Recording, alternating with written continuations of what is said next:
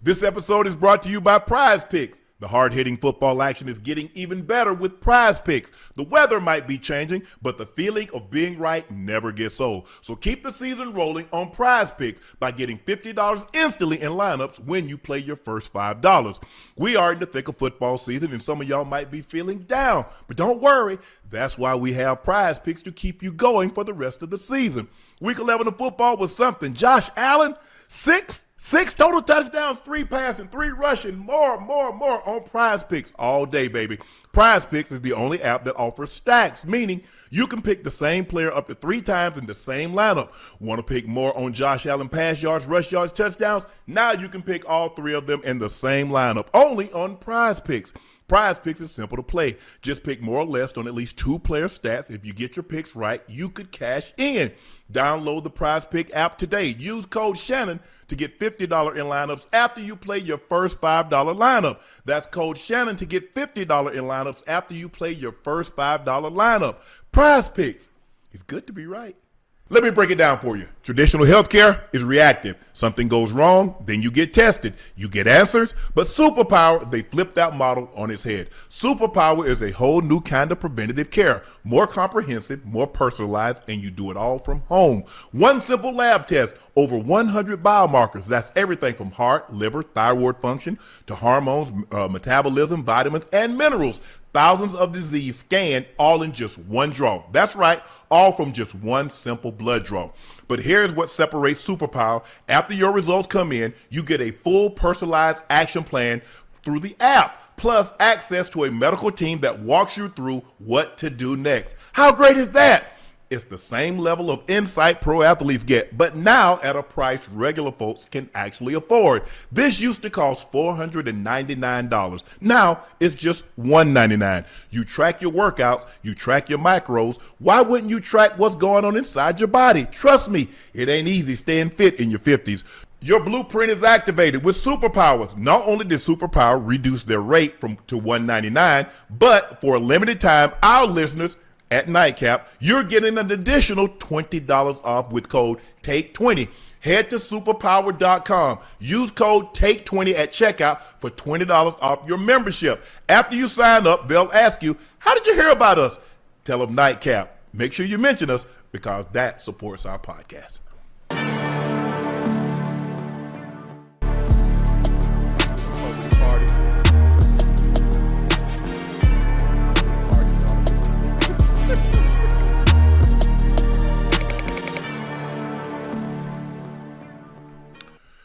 Hello, ladies and gentlemen. We have a jam-packed show for you this evening.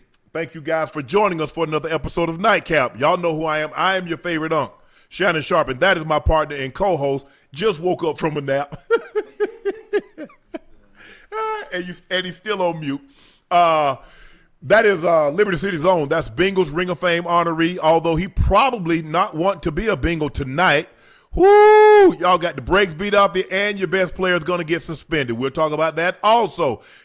From Liberty City, Bengals Ring of Fame honoree, a former All-Pro and a Pro Bowler, that is Chad Ochocinco Johnson. Please make sure you hit that subscribe button. Please make sure you hit the like button and go subscribe to the Nightcap podcast feed wherever you get your podcast from.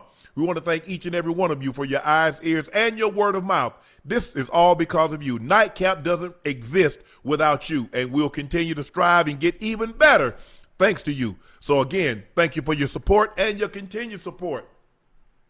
Make sure you check out my cognac, Shea by Laportier. Just head over to laportiercognac.com if you cannot find it in a state or city near you. Trust me, we're coming if we're not already there. Just order it online. We'll ship it directly to your door. It is the best tasting premium VSOP cognac on the market. Don't take my word for it. Try it for yourself. Compare it against others, and I'm sure you'll be convinced what I'm saying to be true. Please drink responsibly and stay safe. Check out my media company page on all of its platforms. That's Shay Media. And my clothing company, 84, with 84 being spelled out. That link is pinned in the chat. The game that you just watched, the Eagles defeat the Lions by the score of 16-9. Ocho, me personally, I think that was a horrible pass interference call. That is a play on because, you know, it could have went either way, but I don't think in that. I personally don't think it was a PI on Yeshin. I don't. But that's being said, the Eagles win this ball game. They move to 8-2 with a 16-9 victory, and the Lions dropped to 6-4. Ocho, Yeah.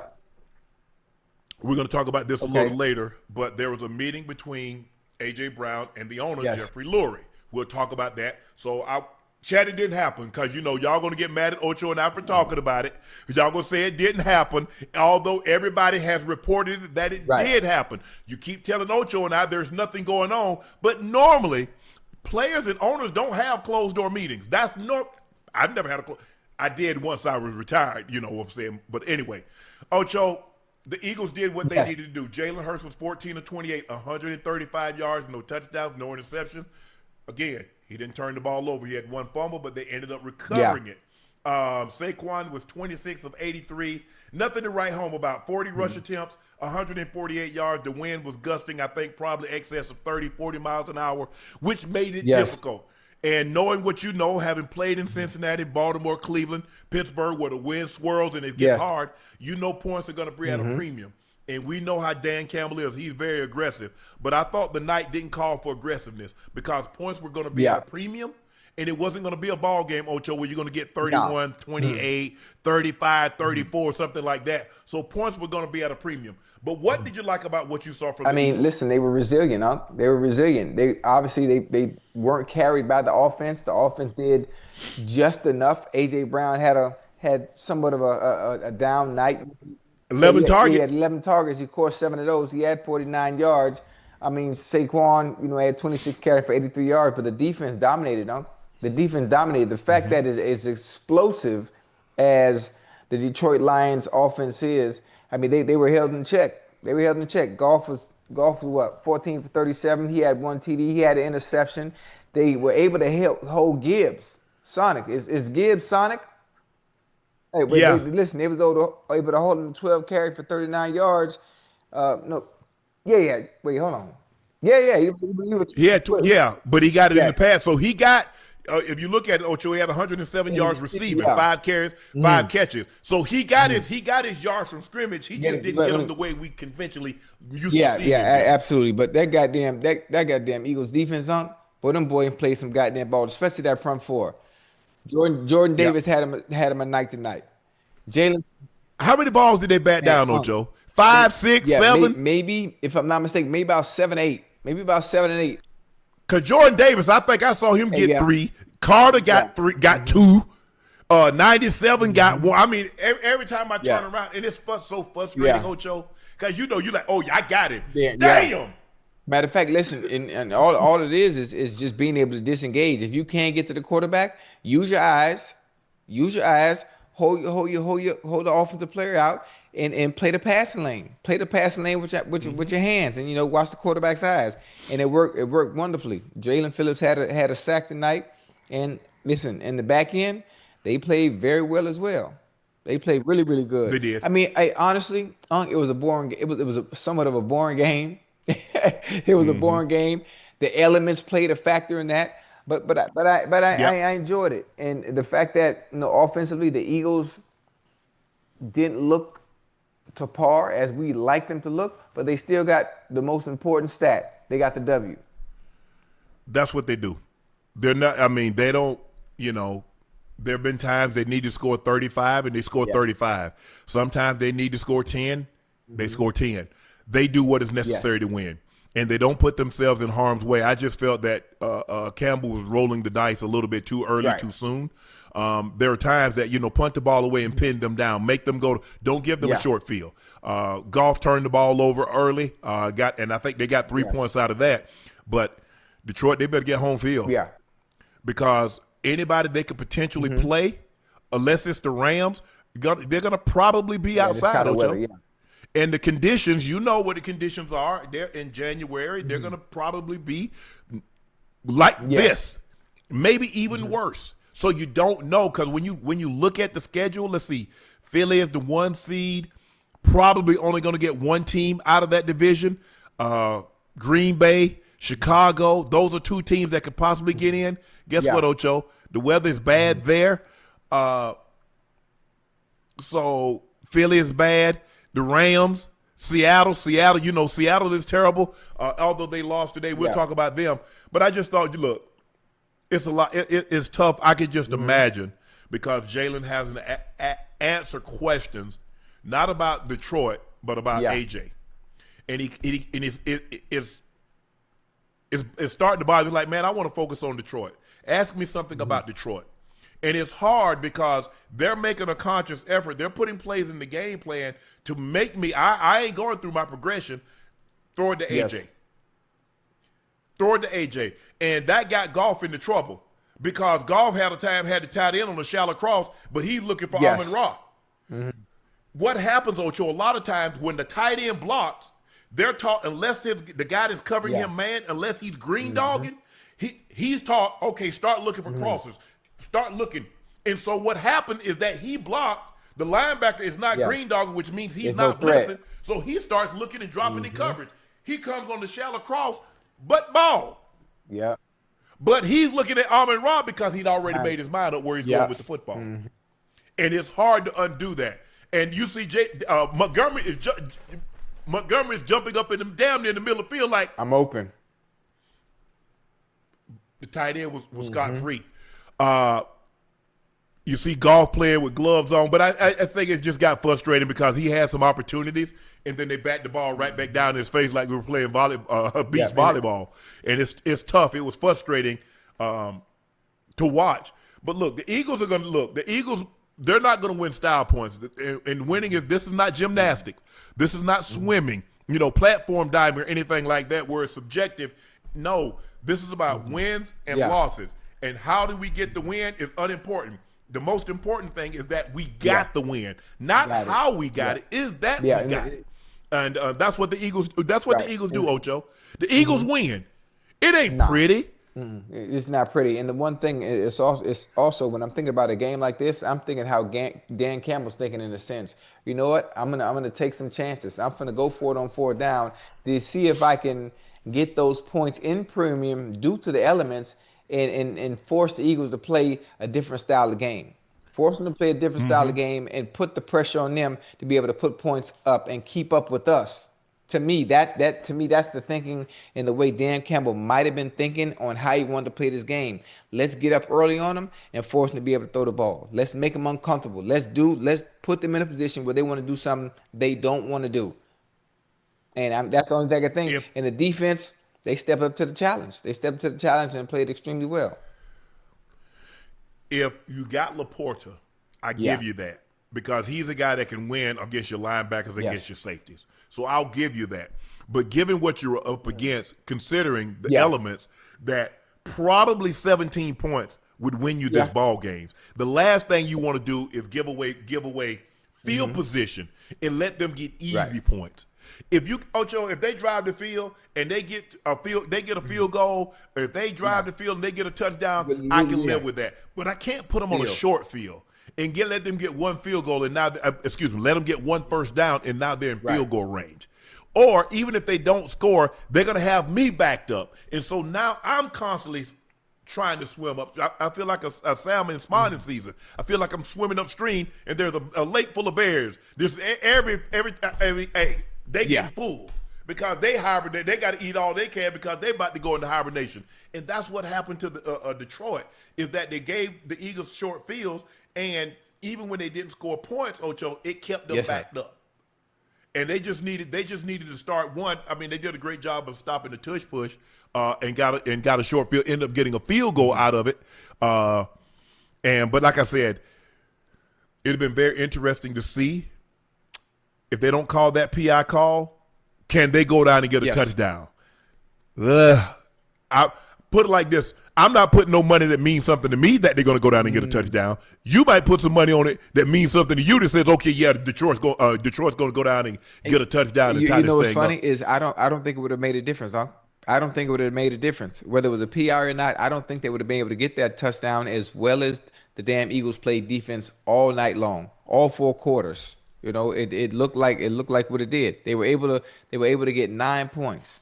9 points. We talk about the Rams. We talk about a Lions team that's able to score, you know, in bulk. They're number 2 in scoring, averaging about almost 32 points a game. So for them to come out today, and I'm not going to blame the elements. I'm not going to blame the weather, at all, because both teams had to play exactly, and we've seen them play in cold weather before and still be able to put up points, at will. So I think the Eagles, they played one hell of a game, on all three levels. On all three levels, they were phenomenal. They did. And the thing is, Ocho, but you know about dome teams. There's a reason why dome teams don't go to the Super Bowl unless they're in their own building. Because when you have to go outside and you have to, normally late January, the weather's bad. You go to Philly or you go to Cincinnati, you go to Pittsburgh, you go to Baltimore, you go to Kansas City. If you're a dome weather team, it's really not conducive. No. Normally, you look at the Rams. They got to the Super Bowl how? They had home field. When they didn't have home field, it's tough. I mean, the only warm weather team that I can remember going on the road to get to the Super Bowl is Tampa. Is when they went on the road to Philly and they beat Philly in Philly. And it took a Herculean effort from their defense because the offense really didn't do anything. Rondé Barber ended up getting like a 90-yard pick six, something like that. But it's very tough. So the Detroit got their work cut out for them if they want to get to where they want to be. And it's not going to be easy. Because I don't know if you noticed, Chicago's playing really well. That quarterback is getting more and more comfortable. Hold on. And Green Bay has found a way to win. I was like, I mean, sometimes I don't know Jordan Love. You need to realize he had to go to the tent because all of a sudden he like, I'm Derrick Henry. Wow. Oh, no, you're not. Until the tent he went and ended up going inside until he figured out like, nah, bro, you can't take shots. Can't take shots on your shoulder like that. If you look at the Eagles, Ocho, they've beaten the Lions, the Packers, the Vikings, the Bucs, the Rams, and the Chiefs. With the exception of the Vikings, everybody else theoretically is still in playoff contentions. I mean, maybe the Vikings still are, but the Chiefs, although they're 9th in the division, all you takes is 7th.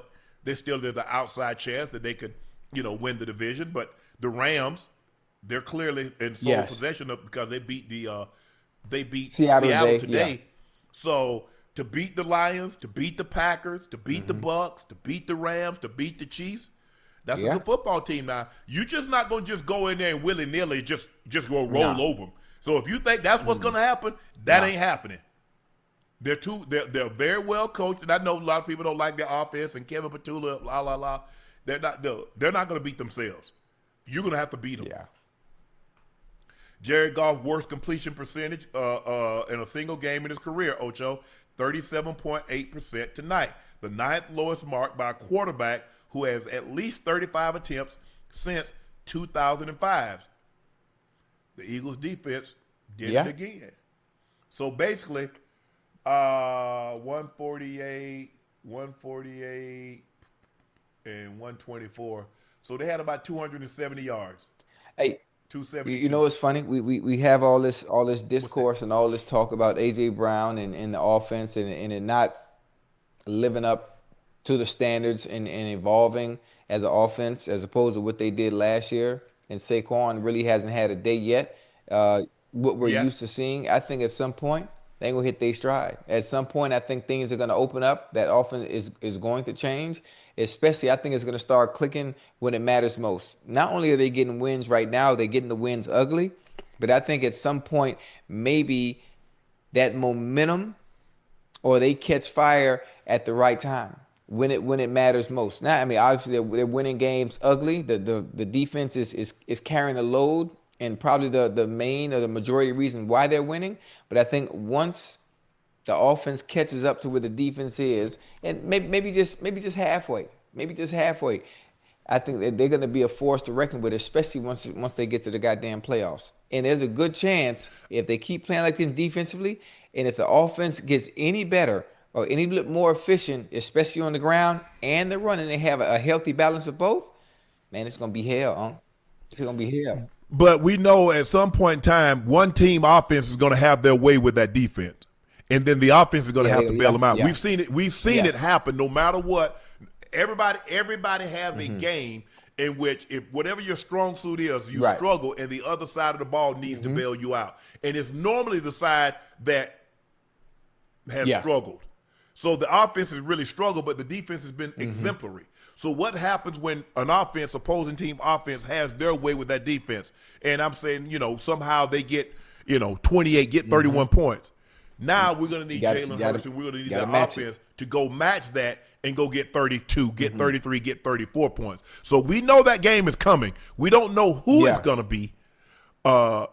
Maybe it's the Cowboys, because the Cowboys, that's a division rival game. Hey, you throw everything out of the window. Don't look how bad the Cowboys are. I know the Cowboys have played like some stir fry this year, but against a division opponent, you throw everything out of the window. But that was a big win for the Eagles. 8-2 on the season. Dropped the Lions to 6-4 with a score of 16-9. Jordan Davis, Ocho, entered the night with 3 batted balls. He finished with the tie for the league lead with 6. So he had 3. Carter probably had 2. 97, I think that's Hunt. I'm not mistaken. Had 1, but they won. They played well. They handled the elements, the conditions better than Detroit did, because how do I practice that, Ocho? I normally practice in the dome. So they probably went outside. I'm sure they went outside. It's cold in Detroit right now. It's cold in Detroit. Yeah. And knowing knowing Dan Campbell to get them ready for the elements and what you're going to have to, what it's going to be like on Sunday, we're going to practice outside Wednesday, Thursday, and Friday. Yep. Before the game, reports came out from ESPN Sal Palantonio, the guy that knows all things Eagles. He's been covering the Eagles for probably 40 years. A.J. Brown met with Eagles owner Jeffrey Lurie during practice last week to hash out Brown's public frustration over his role in Philly's offense. During the 10-minute meeting, Brown promised Lurie that he would stop complaining on social media. Brown told Lurie that he just wants to be a part of an offense and is frustrated. All right, Chad. Hey, Eagles fan. Me and Ocho didn't know what we was talking about. We just making stuff up. Now, how many times have you ever heard of Jeffrey Lurie? He's on this team for 2 decades. Met with a player about something that he was posting on social media. Met with a player about his role in the offense, his role in the defense. Chat, this is only for Eagle fans. I don't want anybody else to chime in, because Ocho and I, we just doing this for clicks. Mainly you, Unc, because Ocho cool. We like Ocho, but it's mainly you. So Eagles fans, I want y'all to tell me the time that your owner has met with a previous player over his role in the offense or the defense. I'm going to give you a couple of minutes to chime in. Now, and I said, Ocho, I understood from the beginning. My only thing was, I said, AJ, it's just that when you do this publicly and you're winning, and you say your goal is to win and you're winning, the fans are not going to look at it like, man, I want to be involved because I want to take this offense to the next level. They're going to look at it as you complaining and being selfish because you're not getting stats. That's how it's going to be perceived. So my thing was just keep it behind closed doors. I mean, he probably kept it behind closed door, Ocho, as long as Ocho, you can only stuff so much stuff in the closet. Absolutely. Until you open the door and all that ish come rolling out. Absolutely. And the funny thing about it too is, you know what I think? I think he's had those conversations behind closed doors. I think he's had those conversations with Jalen. I think he's had those conversations with Coach Sirianni. And he might have, because this has been going on since last year. It's been going on since last year. So I think the conversations have already been had, and he hasn't been heard because nothing has changed. Nothing can change, but what A.J. Brown has to understand, this offense is run a certain way. It's always run a certain way. And the way that they do it, Jalen Hurts does not put the ball in harm's way. He's not going to take the chances like Aaron Rodgers. He's not going to take the chances like a Brett Favre or a gunslinging quarterback. I'm gonna make the right reads. I'm going to do the right things with the ball, and I'm not going to put my team in harm's way and have us behind the 8 ball when it comes to playing football. And that's just the nature of the business in the way they do things. And I think the Eagles like the kind of quarterback that they do have. It's not pretty. It's not aesthetically pleasing. He's not going to go out there and throw for 400, 500 yards. That's not the offense. It doesn't ask for him to do that. But when times come and you put him in situations where he has to beat you with his arm, we've seen him do it. Hell, a la last year in the Super Bowl. They weren't allowing Saquon to get diddly squat. What did he do? He used his arm and he won the game. This year, Things don't look like it should. They're not able to run the ball. Hell, they're not even throwing the ball well. They get it in spurts. But what are they doing? They being carried by the defense. That's why I think at some point the roles are going to reverse. This is going to be a game, just like you said. With the defense, they're going to get had. They're going to be a team that's going to be able to take advantage of them. And the funny thing about it, you think about the teams that have the opportunity or have a chance to put up multiple points and have a offensive scoring, high volume output. You think about the Chiefs. They beat the Chiefs. Yeah, you think about the Lions tonight. Yeah. They scoring 27, 28, almost 30 a game. Not yet. It's going to be a team you least expected. It's going to be a team you least expected, and they're going to have their goddamn way. And it's going to come time where Jalen Hurts going to have to step up, and either going to beat you with your arm, or Saquon going to do what he do on the ground like he did last year that he hasn't been able to do yet this year. This offense is built to play with a lead because of the way they play is run to pass. A lot of teams pass to run. So, Ocho, you're afraid of us throwing the football, so now you play coverage and we can run into a light box. So, the way the Eagles are built, they're built to run, and then we're going to pass. We're going to dictate. We're not going to let you dictate when we pass. But they normally pass and it's third and short. What gets the Eagles in trouble is when it's third and long and they're having to pass the football. See, when it's third and short, Ocho, you don't know. I can run it with Saquon, or I can use Hurts' legs, or I can do something quick, screen to Jalen, screen to Devontae, quick pop to Goddard. They get into trouble when they start third and 10, third and 12. That's when they get into trouble. And so they do a great job of knowing that's where we're vulnerable at, staying out of situations like that. But give them credit. They won tonight, played the elements better. That's what you have to do. When you're at home, Ocho, hey, we're in our environment. We're the Eagles. We play it. We practice outside. Hey, and one problem I do have about watching the game tonight, the fact that I can still, I don't play for the Eagles. I don't play for the Eagles, but I watch a lot of football, and I watch the Eagles all season long. Hell, I watch every goddamn team. But the fact that I can tell you, based on A.J. Brown's alignment, I can tell you exactly where route he's running, that's not good. That's not good, because if I know it and I'm not watching film, I'm just watching the games each and every Sunday, what do you think those that are playing across from him are doing? He had 11 I think he had maybe 11 targets or something like that, but it's the same stuff over and over and over, Unc. If he lines up 2 yards outside the number, if he's by himself, he's running the hitch. If he's at the top, or the slant. If it's 2x2 and Sweeney's on the side with him, or the tight end's on the side with him, he's off the ball. He's running the slant. It's like the same thing. If he's inside, he's running the quick out. I mean, it's just or the stick right. It's just the same. There's really no creativity. And then putting him in. And they like to put him on the left-hand side, Ocho. They like to throw him the go ball on the left-hand side. Yeah. If you notice that, Ocho, a lot of his go balls are on the left-hand side. I mean, so I understand his frustrations. Not only is he not putting up the numbers he'd like to, but you know what's actually coming based on his alignment and where he is. Route recognition, formation recognition, and the tendencies are the same. Ocho, the Ravens beat the Browns by the score of 23-16. But what overshadowed that was Shedeur Sanders getting his first taste of NFL action. Dylan Gabriel got concussed in the third quarter and went out of the ball game, and did not return. Shedeur came in. Shedeur's stats was 4 of 16, 47 yards, 0 touchdown, and interception.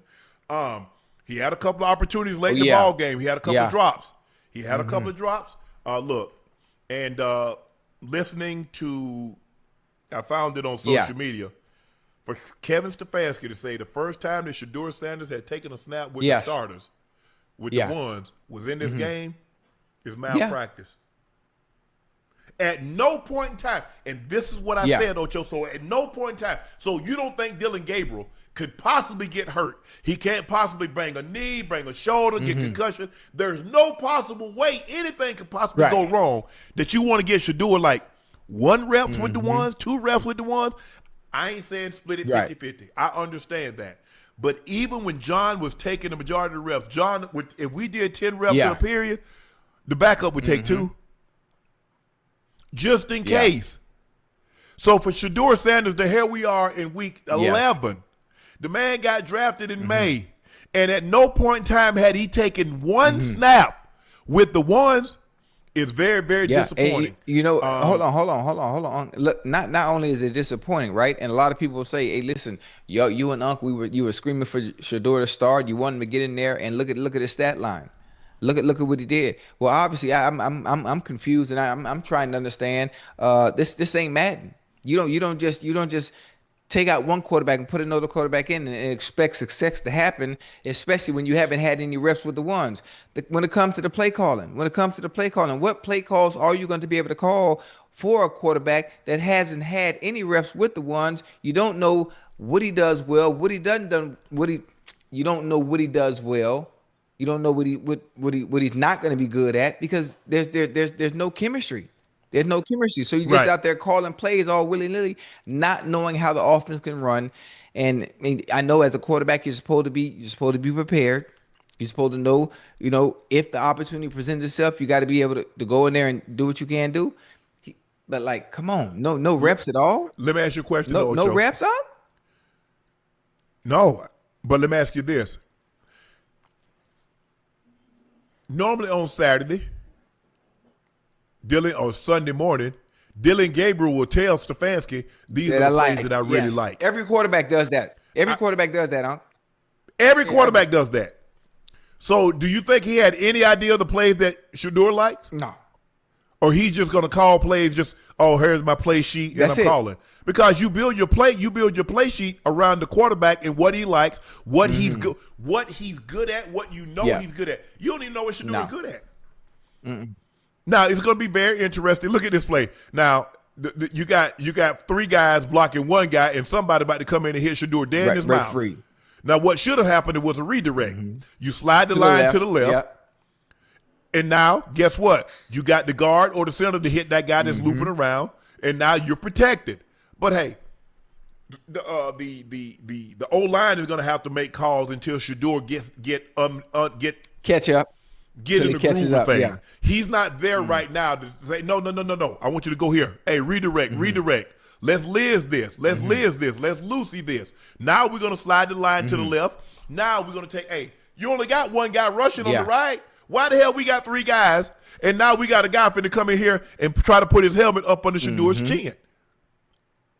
So it's going to be very interesting this week. I'm sure Gabriel is going to be in protocol. We'll see if Shedeur is going to get the start against. I think they play the Raiders, Ocho. I think they play the Raiders. We'll see if he gets the start against the Raiders, and he'll get an opportunity to take all the reps, all the ones, and Stefanski will have an idea what he likes and will call plays accordingly. That's how it works. And honestly, it's very important too for Stefanski to understand and know what his quarterback likes to do, because it allows you to call plays and put him in advantageous situations for you. It just makes your job easier. It just makes your job easier as a head coach and for a quarterback to know what he likes, so the offense is able to run smooth. I mean, it's really easy. It's not about Dylan Gabriel. It's not about Shedeur Sanders. It's about putting our players in positions for them to succeed and give us our best chances to win. That's all. I give you a prime example, Ocho. When I wasn't the starter, my first couple of years, they would put me in the game. But when I came in the game, guess what? I know we're going to run. Okay. Because they say, okay, when you come in the game, this is what we're running. This is going to be your opportunity to make a play. They got a small cornerback. We're going to throw the fade. I don't care what the coverage is. We're coming to you. Fade. We're expecting you to go up over the top of it. Okay, in this situation, we're going to bump this coverage. If they bump with it, that means it's man coverage. You're going to be one-on-one inside leverage, linebacker with inside leverage. So we're going to call a play where you're breaking away. So I knew. Now, if I'm just like all of a sudden going the game and they're not calling plays for me, now, quarterbacks always, you go listen to Brady, you go listen to Manny, go listen to Breeze and any of these Big Ben, any of these quarterbacks. They say, me and the offensive coordinator, we went over the Saturday night or day of the game. This is what I really like. Normally it's Saturday night. and you come and say, okay, so what do you like? So Brady and Manny would say, I got these. Well, Manny called his own thing. So let's do Brady, Breeze, and all these other guys. There's like, this is what I like.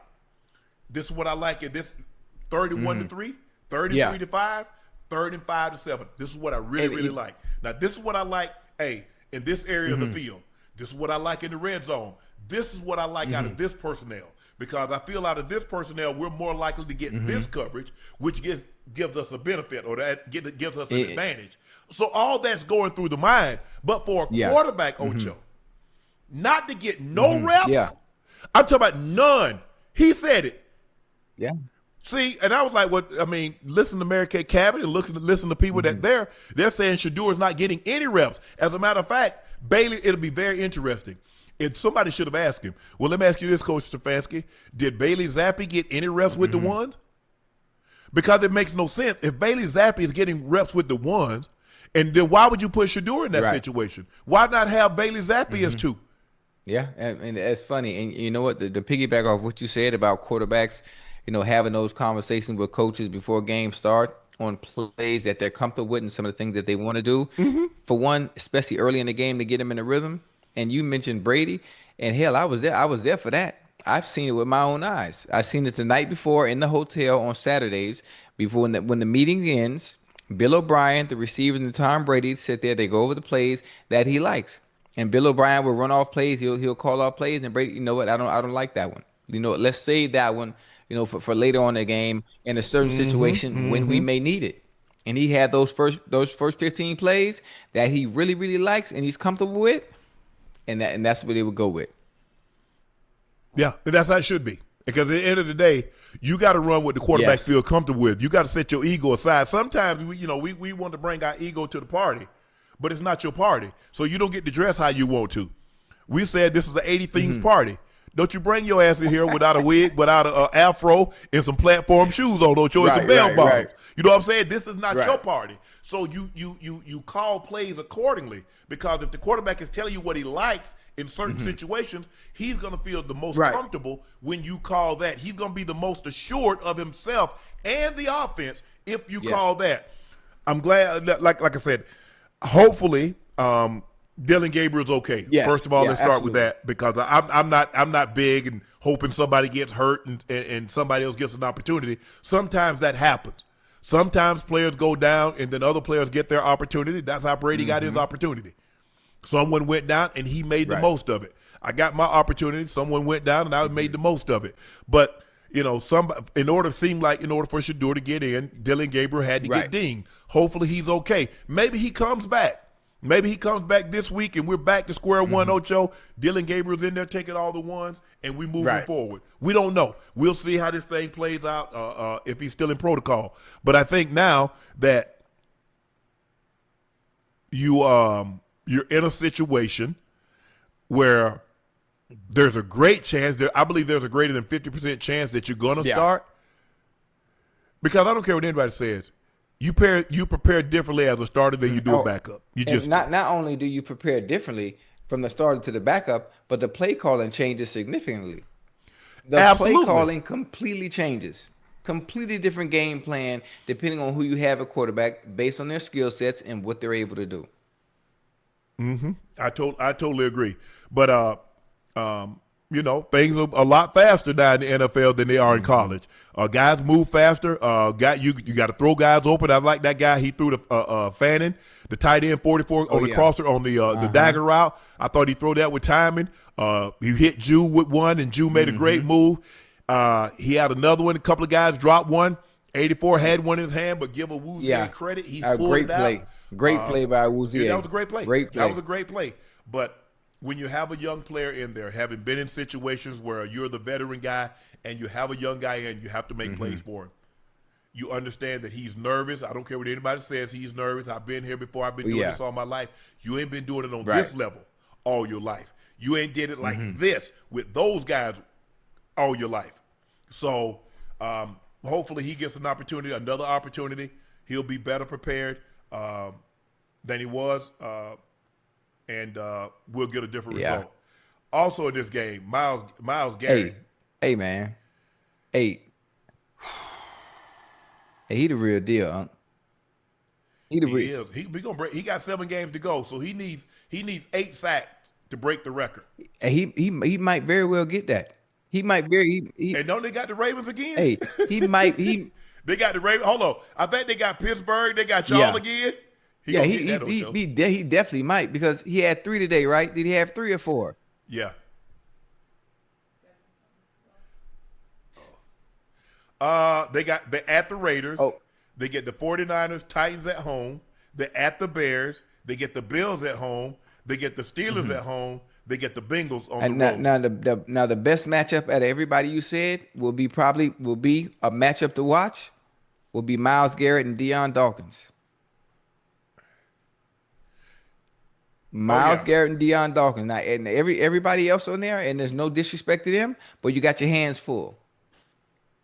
Oh, everybody got their hands full. You got your hands full, and I obviously. What you call Big Trent got his hands full too. Oh shoot, that's Big that's Trent right. got his That's hands right. full. That's yeah, right. yeah. Everybody got their hands full. Colton Miller, everybody, because he kicking everybody ass. He's on one of those. He's on one of those tears right now. It doesn't matter who's in front of him. He don't even see you. He doesn't even see you. I'm being honest. Having been around, having played against great pass rushers, the Reggie Whites, the Bruce Smith, the Derek Thomas. I played against Leslie O'Neal. Go look him up if you don't know. The Greg Townsend, all those guys. The Michael Strahans. When they get into a rhythm, it ain't nothing you could do. Nothing you can do. It's just like a guy shooting a basket, like Jordan. They say Jordan getting a zone or Steph getting in the zone. Does it matter if you put your hand? You know, they put the hand in his face like you can't see. He ain't even looking at you. He looking at the rim. And he's throwing a pebble in the ocean. That's how big it looks to him. There's a chance, Ocho. It haven't happened. I don't think it's happened since '92 when Cortez Kennedy won the Defensive Player of the Year on a losing team. I think they were 2-14, and Tez won the Defensive Player of the Year. That might happen because right now Myles Garrett is the best defensive player in football. He's easily. I mean, that without question. I mean, he is so for a man his size. To move like he does, the way he can bend, the way he can change the direction, the way he can post with one arm, the way he can, he faking. I mean, he lining up and he in and out. He wax on, wax off. He ripping. He bending the edge. He can hump you. He can. He got a nice. He has when it comes to rushing the quarterback. He has no weakness. Because he can turn power, to speed to power. He can snatch pull you. He's just amazing. He's and I just hate that he ain't gonna win. Not in Cleveland. Listen, he might not win as a team collectively, but he's gonna win individually. He's gonna win individually. Every time, and sometimes in a winning effort defensively, sometimes in a losing effort. But what you get from Myles Garrett is you get consistency. You get consistency from him, and he's going to be an impact. Sometimes that impact it results in wins. Sometimes it doesn't. But he's a force to be reckoned. He's a force to be reckoned with, week in and week out. And the thing is, Ocho, but when we talk about great defenders, when it comes to D linemen, what did all of them do? Win. Yeah. What did Reggie do? Yeah. What did Strahan do? What did LT do? What did Aaron Donald do? JJ Watt. What you've got to but win. you know. I'm not saying you got to win a championship, but I'm not saying you got to win that. But Ocho, it's unfair. You going 3-14. You going 5-12. But it's unfair. It's unfair. You have to think about the situation those players were in. You got to think about the teams that they were on collectively, as a group. So they won because of the team that they were a part of. There was an effort on both sides of the ball, especially for Aaron Donald. Michael Strahan, look at the defense back then. Look at the offense with Eli Manning, some of the things they were doing, during that time. Hell, Reggie White. But you got to realize, Ocho, with Reggie White, man. You got to think about what the Giants were before they got. Oh yeah. You got to realize before they got Kerry Collins and ended up going to the Super Bowl. They weren't going to no playoffs in the 90s. They weren't like that. Hey, all it takes is a quarterback. Stray was doing his thing. Absolutely. Absolutely.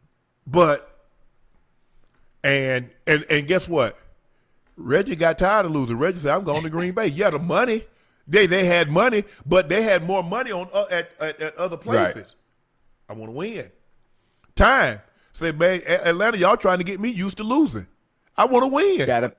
So at what point in time does Myles Garrett say, man, here I am, I'm getting 23, 24 sacks, and I ain't even sniffing the playoffs. I'm not even close to the playoffs. That my season is already over.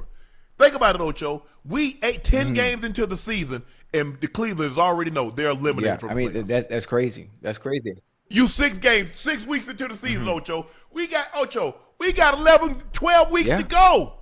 All right, hey man, let me see what I'm gonna do. And the funny thing about it is there were teams that tried to get him before the trade deadline. There were teams that tried to get him, man. And listen, I don't know the details. I'm not an insider. I don't have the sources, but you know the Browns weren't going to do that. I don't think there's anything a team could offer them where they would have done it, because I think a team that really No, I don't think I don't think he wanted to leave because he's on a great pace right now. I think that's something they might revisit in the because I'm gonna make you tell me like Beetlejuice. You're gonna have to tell me no. You know what I'm saying? You gotta tell me no, Ocho. You gotta tell me no. I ain't gonna lie to you. You gotta tell me no. Cause he's a hell of a player. The real deal. And he got an opportunity. He's gonna go down as one of the all-time greats.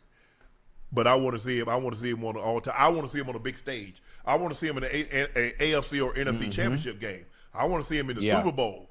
I want everybody to see Myles Garrett. Not just. I want him to see just how special he is, and not have to see it watching highlights, because you got to think about it. Huh? You know, as great as he is, I mean, how many people are tuning in to see the Cleveland Browns play outside of Brown fans? Unless it's the team that they're playing, unless the team that they're playing that week is playing the Browns. That's about the only time. Yep. Going back to Shedeur, Wyatt Teller said after the game. This is what he said. Wyatt Teller said on Shedeur, I think I've heard his cadence like 2 or 3 times. I think it's going to come. I think going out at halftime, we all got on the line. He said his cadence, and we kind of, got through it. Again, a lot of learning, but he played his heart out. We just fell short. Gabriel got practice snaps as a backup with Flacco at QB1. Stefanski wasn't even getting Shedeur, his backup, at least minimal reps during the course of the week. I get Flacco to a certain extent, Ocho, because Flacco is a veteran. Gabriel isn't a veteran, and you want to try to get him as many reps as you possibly can. But at some point in time, I'm not saying you split it 50-50. I'm not even saying you split it 60-40. But you can't find a way to get that man 2 reps in a period, Ocho. So the offensive line, the running backs, and everybody can hear his cadence and understand that, because that's very important. Some people have a slow cadence. Some people have a fast cadence. You need to be able to hear it. So I was surprised that Stefanski said that, since the man got drafted, you know, they had to draft him. I know how long ago it was. And today is Sunday. Is today the 16th? November 16th. June, July, August, September, October, November. So 6 months. But you have to understand. The first time that man got first team reps was today in an actual game against a division. But you have to understand that wasn't their call. That is not the player that they wanted.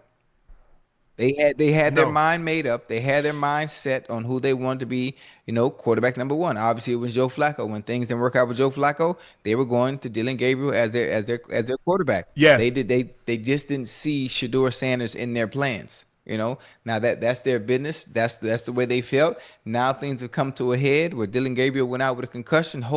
I'm hoping he's okay and he can get back to the regularly scheduled program for the Browns, being that he is the one that they wanted to be their starter. So I'm hoping he's okay and he's able to come back once he cleared concussion protocol. But now, if Dylan Gabriel is out, now Shedeur has a whole week. He has a whole week to get all those things down, to get that rhythm, to get that timing, get that chemistry with the receivers, with the linemen, so they can hear that cadence and understand, the sound and how he's going to call those plays in the huddle and obviously at the line of scrimmage. Let's take a listen to what Shedeur had to say after the game, Ocho. But it's different when it's different body types going out there, different way how people get out of routes. Like what I seen on the pick initially was I see his hips turn. So I'm like, okay, we're going to be able to get out there. But at the same time, playing quarterback is extremely hard. So it's like, I like knowing every detail about my receivers. I like knowing the small things, what they're good at, what they're not good at. It's like so many details that helps me play confident with those guys. And I know, we at the bottom right now.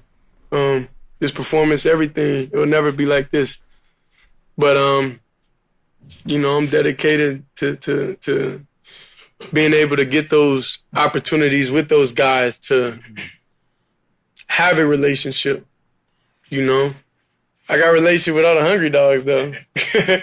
We like clockwork out there, but you just got to see everything a little bit more, like them come out routes, them do all different type of stuff, so. You want to go to the next sound before we respond to this? Let's take a listen to what Myles Garrett had to say about Shedeur after the game. Don't be discouraged from one drive or two drives. It's a good football team over there. So just trying to keep him to keep his confidence high, and keep on chasing that standard in which he set. And we're going to continue to support him. He spoke after the game, and he wanted to pin it on himself and his performance, but we're not going to allow him to do that. It's a team game, so we're all in this together. You said he addressed the entire team in the locker room after the game. Hey, you know what too, Unc, as a receiver, and Unc, you can attest to this, and with great understanding, and those of you in the chat that are listening, I don't think they understand how important it is to have a cadence with your receivers, to understand and to work with them, throughout the week, so to understand their movements, their tendencies, and when they're going to break, when they're going to get out, and being able to throw the ball. I think people think you get out there and you just throw the ball to your receivers, and it's just that easy. It's just that easy. But there's a timing and cadence to it and rhythm to it that's why you always hear players talk about throwing with your quarterback in the off season, and throwing with him in practice, and getting those reps, so everything flows smooth in the middle of a game when everything is sped up times 10. And you can tell, and when a player's about to break based on his mannerism, based on his body language. And I think people watching the game of football think it's just so easy. You get the ball and you just throw it, and the guy has to get open. But that's not the way it works when you have other players. Everything is easy that you can't do. Huh? Everything is easy that you can't do. I know what you mean. I know what you mean. Those that can do, those that can't talk about others that can do. Yeah, you're right. You're right. Let me ask you a question, Ocho. You played with Tom Brady. Do you think Tom Brady would allow some receiver that he didn't throw to during the course of the week to be out there on the field with him on Sunday? Because he wouldn't trust you. Thank you. Neither would Peyton Manning, neither would John Elway. Because if there's a chance that you're going to get your ass in the game, you best believe John Elway was going to see you run a dig, an end cut, an over route, a slant, a comeback, a stop, a smoke, a shake. He's going to see you do it in practice. And guess what? When it comes time to one-on-one, guess what? He's going to say, hey, no, don't worry. Hey, T, let him get up there. I want to see what he can do. I've been with you for 7 years. I've been with you for 8 years. But he's going to want to see what those guys can do, because if I got to go out there and battle with you on Sunday, I need to know I can trust you. I need to see some mannerisms. Hey, you tell him, bro, let me know when you're going to break out. Bro, I got to know when you're going to break out. You just can't do that. Make sure you get your depth. I can't listen. This is 7-on-7. I can't be, pardon the language, chat. I can't be back here jacking his ball off, which means he can't be. Hey, all that patting, you get your head knocked off. Oh no, you get your head knocked off. No, he can't do that. And you hear me saying, guys, what y'all think this is? 7-on-7? No, that ball's got to come out. 1, 2, 3, balls out. 1, 2, 3, 4, 5, balls out. So to ask Shedeur to get in a game in which he has not taken any snaps from the center, he hasn't thrown to Judy, he hasn't thrown to Hannon, he hasn't thrown to any of those guys, and expect him to work a miracle. We're not making excuses. But look, as time progresses, he getting more and more time, we'll be able to fairly grade him on his performance. But I think it's unfair to give him a grade. If I were to give him a grade, I would say incomplete. Incomplete. Hey, listen. Hey, hold on. We asked him to take a test. We asked him without to take a test without studying. Without studying. I mean, that's unfair. If you listen, if you're gonna give me an assignment, right? At least give me the curriculum. Give me the curriculum that I can properly study, so I can pass the goddamn test. That's all. Make it fair. Make it fair for me. Just don't throw me. Hey, don't throw me out there blind. I give you, Chad. I don't know how many of you guys went to college. I don't know how many. I'm sure a lot of you guys went to high school. Imagine showing up your first day of class and the teacher gave you a test. And you don't know what the hell it's on. No. You know you in the history class. You in a science class. You in a chemistry class. And the first day you show up and you go, whoa, where did you do that at? Damn. Hell, you didn't even give me the syllabus. You didn't even tell me what we're gonna be going over this quarter, this semester. Hold on, I'm finna act like we in church now. Go ahead. Yeah, it's tough, chat. And look, y'all know me. I'm not big on excuses. You either get it done or you don't. But having played this game, having been a guy that's been in the situation that Shedeur, that didn't get a whole lot of reps, and when you don't get a whole lot of reps, it's hard to have confidence going into a game. I can just imagine playing the quarterback position and having to go in a game when you've taken no reps. I've never thrown to Jerry Jeudy. The only thing I've thrown to Jerry Jeudy is pat and go in warming up. I've never thrown to these guys. The centers never snapped me the ball.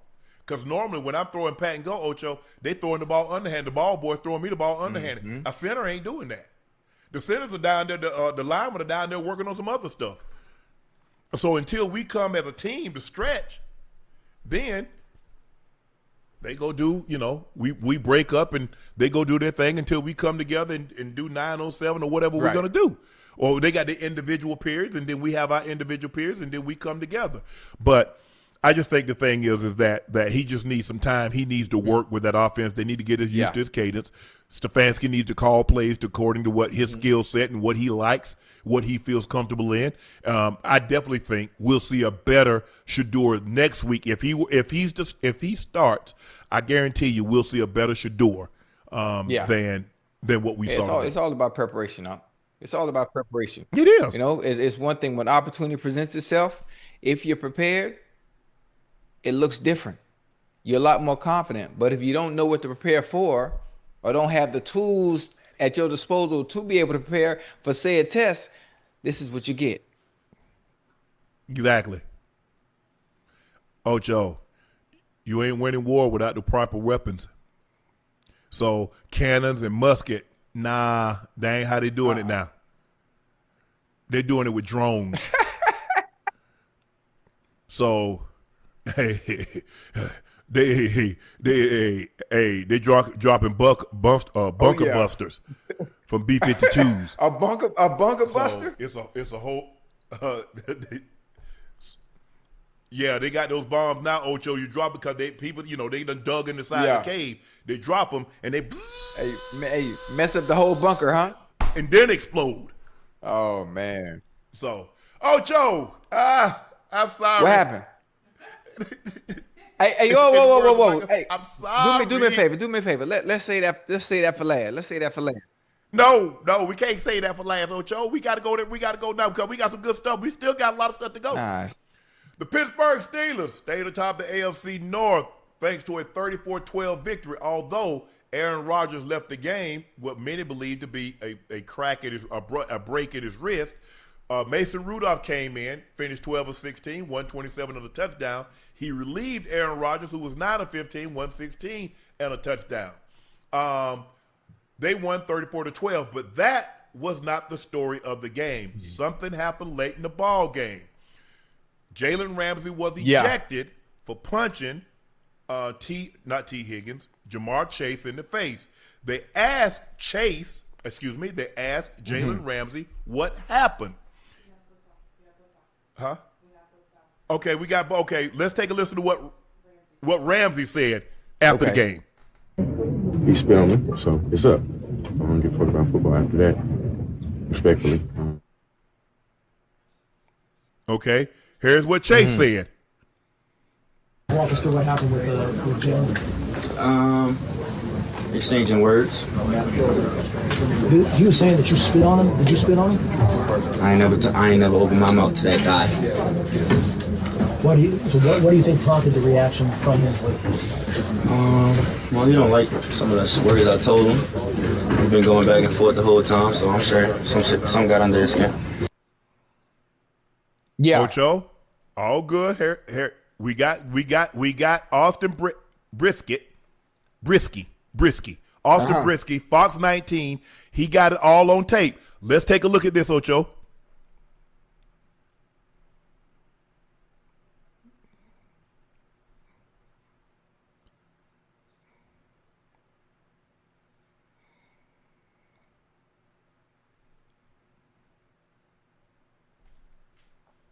Yeah. Ocho, that's your guy. I've met him a few times. I like Chase. He's the best receiver in football. But he spit on Jalen Ramsey. And you know, and everybody knows I've been abundantly clear where I am. The most disrespectful thing you can do. Yeah, we know the N-word. We know the connotations and what it summons up. But my grandpa used to always say, he said, boy, you don't spit on the, if you're telling me I'm the ground, that is the lowest thing you can do. Ocho, he spit on that man. And he lied. And Jalen Ramsey said he spit on me. So it's up after that. F football after that point. Take it away. I mean, Uno, y'all know how I feel about Uno. You know how I feel about Jamar.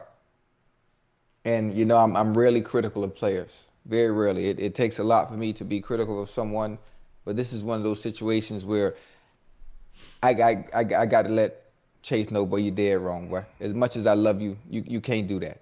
You can't do that. You can be angry. You can be mad. You can say what you want to say to a player on the field, but you can't spit on nobody, bro. Young boy, you can't spit on nobody. Obviously, you know, cooler heads will prevail, but in those situations like that, when you're angry, I know you're frustrated. The game might not be going your way. You're not getting the ball the way you want to get the ball. You know how these division games go.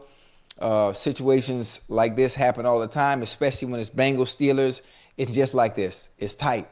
It's tight. You get angry. You get frustrated, but you can't. You just can't. You know. As much as I love you, I'm disappointed, obviously, in your actions. I'm gonna talk to you. I haven't had the chance today. You know, I ain't want to bother you, but if you look back, you think about it. You probably won't be in this situation again. Knowing the NFL and the way they discipline, they'll probably suspend you for a game, and you know it'll probably never happen again. It'll probably never happen again. But this is something you just can't do, young bull. You can't do this. You can't. Just own it. Just say, you know, my emotions. Hey, Jalen, I'm sorry. My emotions got the best of me. When emotions are high, logic is low. Ram, I'm sorry. I let my emotions get the best of me. Y'all, I was wrong. I was dead ass wrong for what I did. It's hard to do something now publicly, Ocho, and nobody sees it because everybody got their cameras everywhere, out. huh? Because, Ocho, if they're having a conversation, and you know, hey, sometimes when I get excited, I have to, man, I'm sorry, I didn't mean to spit. We've all done that. We get excited, we start talking, and we accidentally spray them. But that wasn't no spray, Ocho. That was not no spray. That was not a spray. And he did it, and he lied to reporters. And he said, I ain't opened my mouth. You did, Chase. You wrong, bro. You wrong. And I know that's not what you did. I'm not going to define you by that, but you did that. I don't believe in Ocho that the worst thing that a person done, that's who now obviously we got repeat offenders, but there's nothing in his history, there's nothing in his background that would suggest this is who he is. So I'm gonna give him the benefit of the doubt. Now the NFL, they got to sit you down. They've got to sit you down for a game. That's the least they can do. Jalen Ramsey, you're gonna get fined, a little fine, but they're not gonna suspend you. Because your suspension was you got kicked out of the game. That was your punishment, and you're gonna get fined. You'll probably get fined, I don't know, $12,000, $25,000, something like that. But Chase, you're gonna get suspended. And I don't know why, Chase. I don't know. Ocho, I've been mad. Ocho, I know you've been mad at people. I've been mad at people. But to spit on somebody, do you know how disrespectful, how degrading that is? As a black man, Chase, you know the history of in Louisiana, in the South. That's what they used to do to your grandpa, your great-grandpa, your great-grandma. Yeah. You know, when they was trying to integrate the schools. Come on, Chase. We got to be better than that. We can't do that to each other. I get it. Yeah, we get upset. Yeah, we get angry. But come on, we got to do better than that when it comes to each other.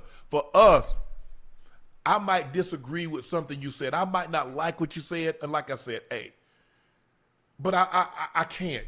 I cannot do that, because what happens is, Ocho, if you spit on somebody, whatever that individual does to you after that, I'm good with. Yeah. If they, if you spit on somebody, and that goes for family members or anybody, if you spit on somebody, whatever that person does to you after that, well. You're right. Because, Ocho, the thing is, you get to control your actions. You don't get to control the consequences that comes from your actions. You're right. You're right. Yeah. I'm just disappointed because he would have been the last person I would have thought that would do something like this. Like I said, I've been around him handful of times. Not like you, Ocho. I don't know him like you. But he was all, guys normally when they see me, they respect me. Hey, Unc, what's going on? How you doing? Blah, blah, blah. But man, damn. I mean, and I wanted to believe, because like I said, I've been around Ram a little bit. But he's not like I said, the little bit of time I've been around him and what I've seen him, we DM'd a couple of times. He don't strike me as a guy to just make some stuff up. Honestly, you got to think these boys, especially when it comes to Jalen, when it comes to Uno, I'm around these fellas consistently, all the time. Whether it's working out, whether it's hanging out, whether it's eating. I hang out with Jalen when he was down here in Miami, and obviously my relationship with Chase, since he got drafted. Now that's something even more close. And none of these individuals are like that. But emotions get the best of us sometimes. Sometimes we make mistakes, and I've been in situations where emotions have got the best of me, and I've done things that are totally out of my character. It's totally uncharacteristic of who I am and what I represent and everything that I stand for. And I think this is one of those situations for Chase. This is something that happened where obviously logic was low because emotions were high. I was upset. I'm frustrated. The game's not going well. Then they got them trash talking me. We going back and forth, and it got the best of them. And I'm really not the one that's always that is in positions to be the voice of reason, but I'm probably one of the few people outside of family members that Uno will listen to. He will listen to and actually listen and take heed to what I'm saying, because I've been in situations where we're not to this magnitude, we're not thinking straight. It can cost you. Now this is gonna cost him. It's not gonna cost him, as much as it did for me for being in a situation where my logic was low as hell, Unc. I mean, it was super low. And it cost me a lot. Now, this is just on a small scale, still in a very disrespectful manner. But that's why you're the perfect person to speak on this, because you've been in a similar situation where emotion was high and logic was low. And sometimes when the situation like that, we let our emotion get the best of us, and that's not who we are. But in that moment, just for a second, you threw caution to the wind. We've all been there. And my thing is, Chase, you didn't have to lie. Everybody's gonna look at you a certain way, but you say, you know what? All you had to do is say, Ram, I'm sorry. You should have you should have made peace with that man. Hey, y'all get me Ram's number. I'm gonna call him.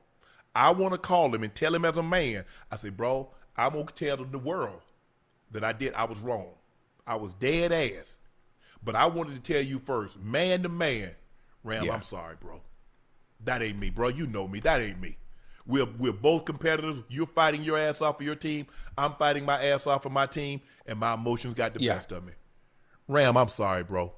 Man, I really hope you forgive me, because I don't want your family to look at me in that light, and I don't want my family to look at me in that light, to know that I did something like that, because I know my family would be very disappointing in me. So I'm coming to you as a man, but I'm gonna tell the world I did what I did. I did it.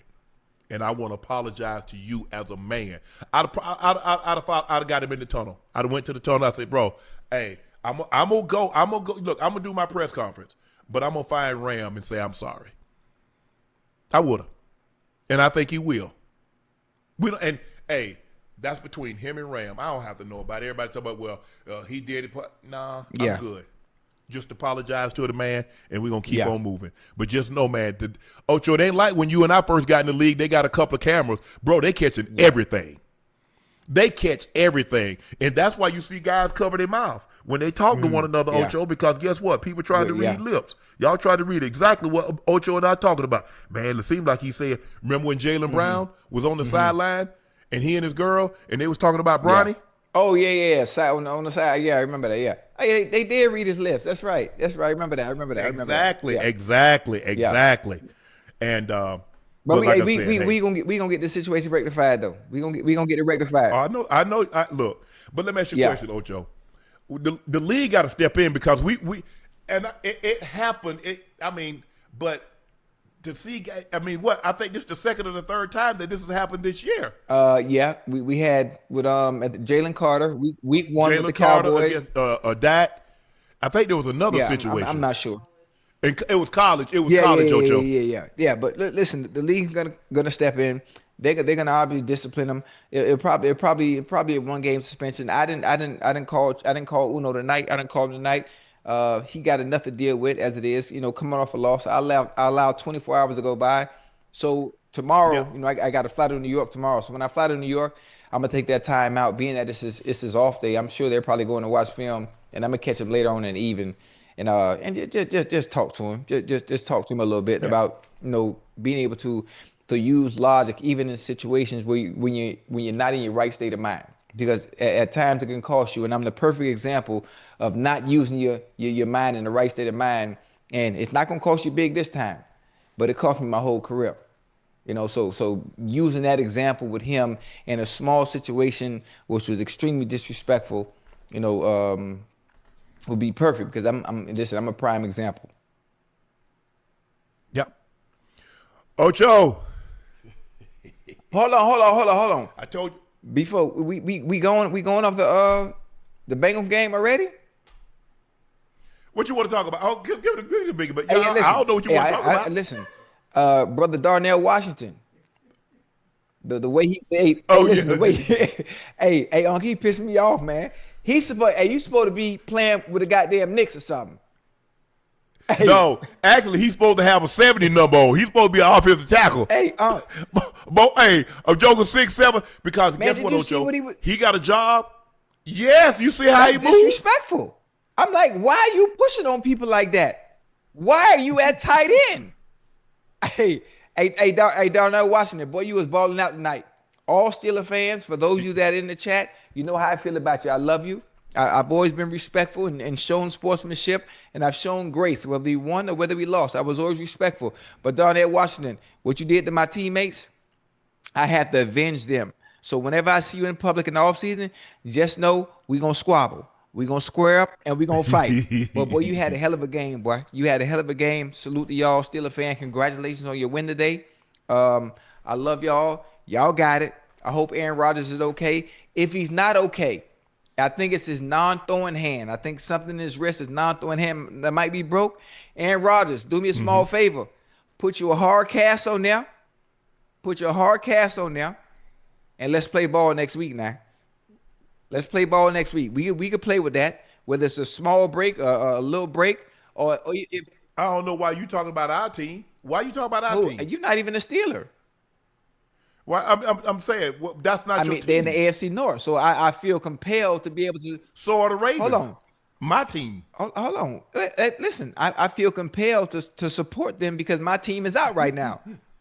That's all. Oh, your team been done. I've been told you that. Don't do that. Don't do that. Don't do that because I've been told you that. Don't do that because if we won today, if we had won the game today, we would have had a chance.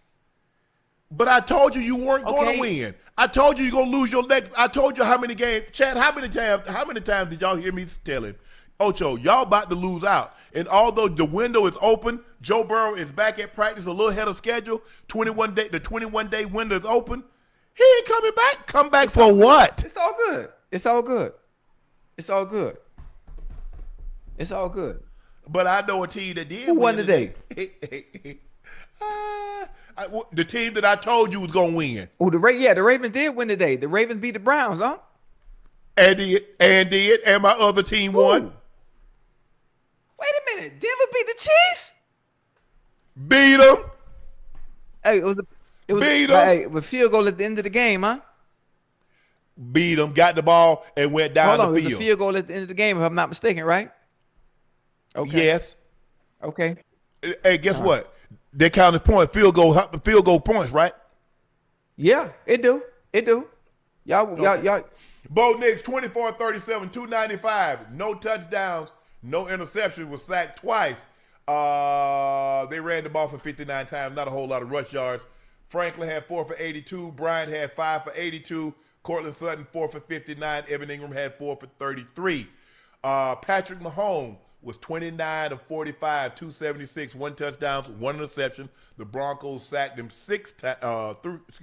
3 times, but pressured him numerous times. Travis Kelce had his best day, 9 for 91 and a touchdown. Tyquan Thornton, 1 catch, 61 yards. I've been trying to say, Ocho, where's he been? I don't know what they're doing. But once Rashee Rice came back and Hollywood Brown is back and everyone else, he has to take a back seat, huh? He has to take a back seat. So anytime Tyquan Thornton is on the field, he's auditioning for where he's going to be next year. Broncos have now won 8 straight. They've beaten both teams that participated in the Super Bowl. They beat the Eagles and they beat the Chiefs. Why? Can I take their 2 losses by combined many points? Do you know why? Do you know why they've beaten those teams? Because we were better than they were. That's why. The defense is that good. Wait. If I'm not mistaken, hold on. Who defense we playing with? Is it the Broncos defense, which means Broncos defense, offense, special teams, which make up the Denver Broncos, or are we playing with someone else's defense that's what we call a tournament team? It's a Denver Broncos team. It's a Denver Broncos team. Now the offense hasn't looked like. It looked like the offense looked like stir fry, honestly, huh? It looked like stir fry. But at some point, it's just like the Eagles. At some point, the Broncos will catch up to where the Broncos defense is playing, and Bo Nix and the boys will get themselves a rhythm similar to the Eagles. And I'm sure it's going to happen. And what I like about Sean Payton is he's going to get in his bag. He's not going to do it right now, but he's going to get in his bag, and when he does, Bo Nix and the boys going to be firing on all cylinders when it matters most. As long as that defense is playing the way it's playing. Boy, them boys good. And Pat good. ain't even playing. When you address us, say we. Say y'all boys. I said y'all good. I said they good. Okay. But not y'all, you. No, that's right. Don't say they. Y'all. You don't even play. Which means me. You retired. Am I a Bronco? Oh, you retired. You retired. What we talking about? We talking about y'all. You played there 37 years ago. So once a Bronco, always a Bronco. Is my name up there? Up where? And is it gonna be in the new stadium? Absolutely. It travels. Okay, I'm just making sure. But look, y'all won the game. And they got that logo, that crest. Hey, that goddamn Benito. Oh, we got them all. We got Zach Allen. We got Benito. We got Cooper. Oh, we had a slot corner. Had 2 sacks. He gonna be defensive player of the week. 2 sacks and a pick. Coming off that edge. Who the hell is y'all defensive coordinator, man? Vance Joseph. VJ. He was the head coach. Oh, the same Vance. He was the head coach at one point, huh? Yeah, he played with y'all in Cincinnati, didn't he? Nah, Vance wasn't there with me. No, Leslie Frazier was there when I was there. No, but I'm saying, wasn't he a player? I'm what not that old, man. You think I played with Vance Joseph? No, VJ younger than me. He is? Yeah, he's 53. So you might have got. Was he in Houston or Cincinnati? Wasn't he in Cincinnati? Nah. Coaching or playing? Playing. He played for the Jets, Colts, Broncos, the Fire and Predators was the No, that's the World League. Hey, but honestly, all jokes aside, No, VJ, hey, he dialing it up, he is. and some teams gonna look at him because look, the thing was he didn't have a quarterback. Defenses were good, but he didn't have a quarterback. You got to have a quarterback. Look at our schedule.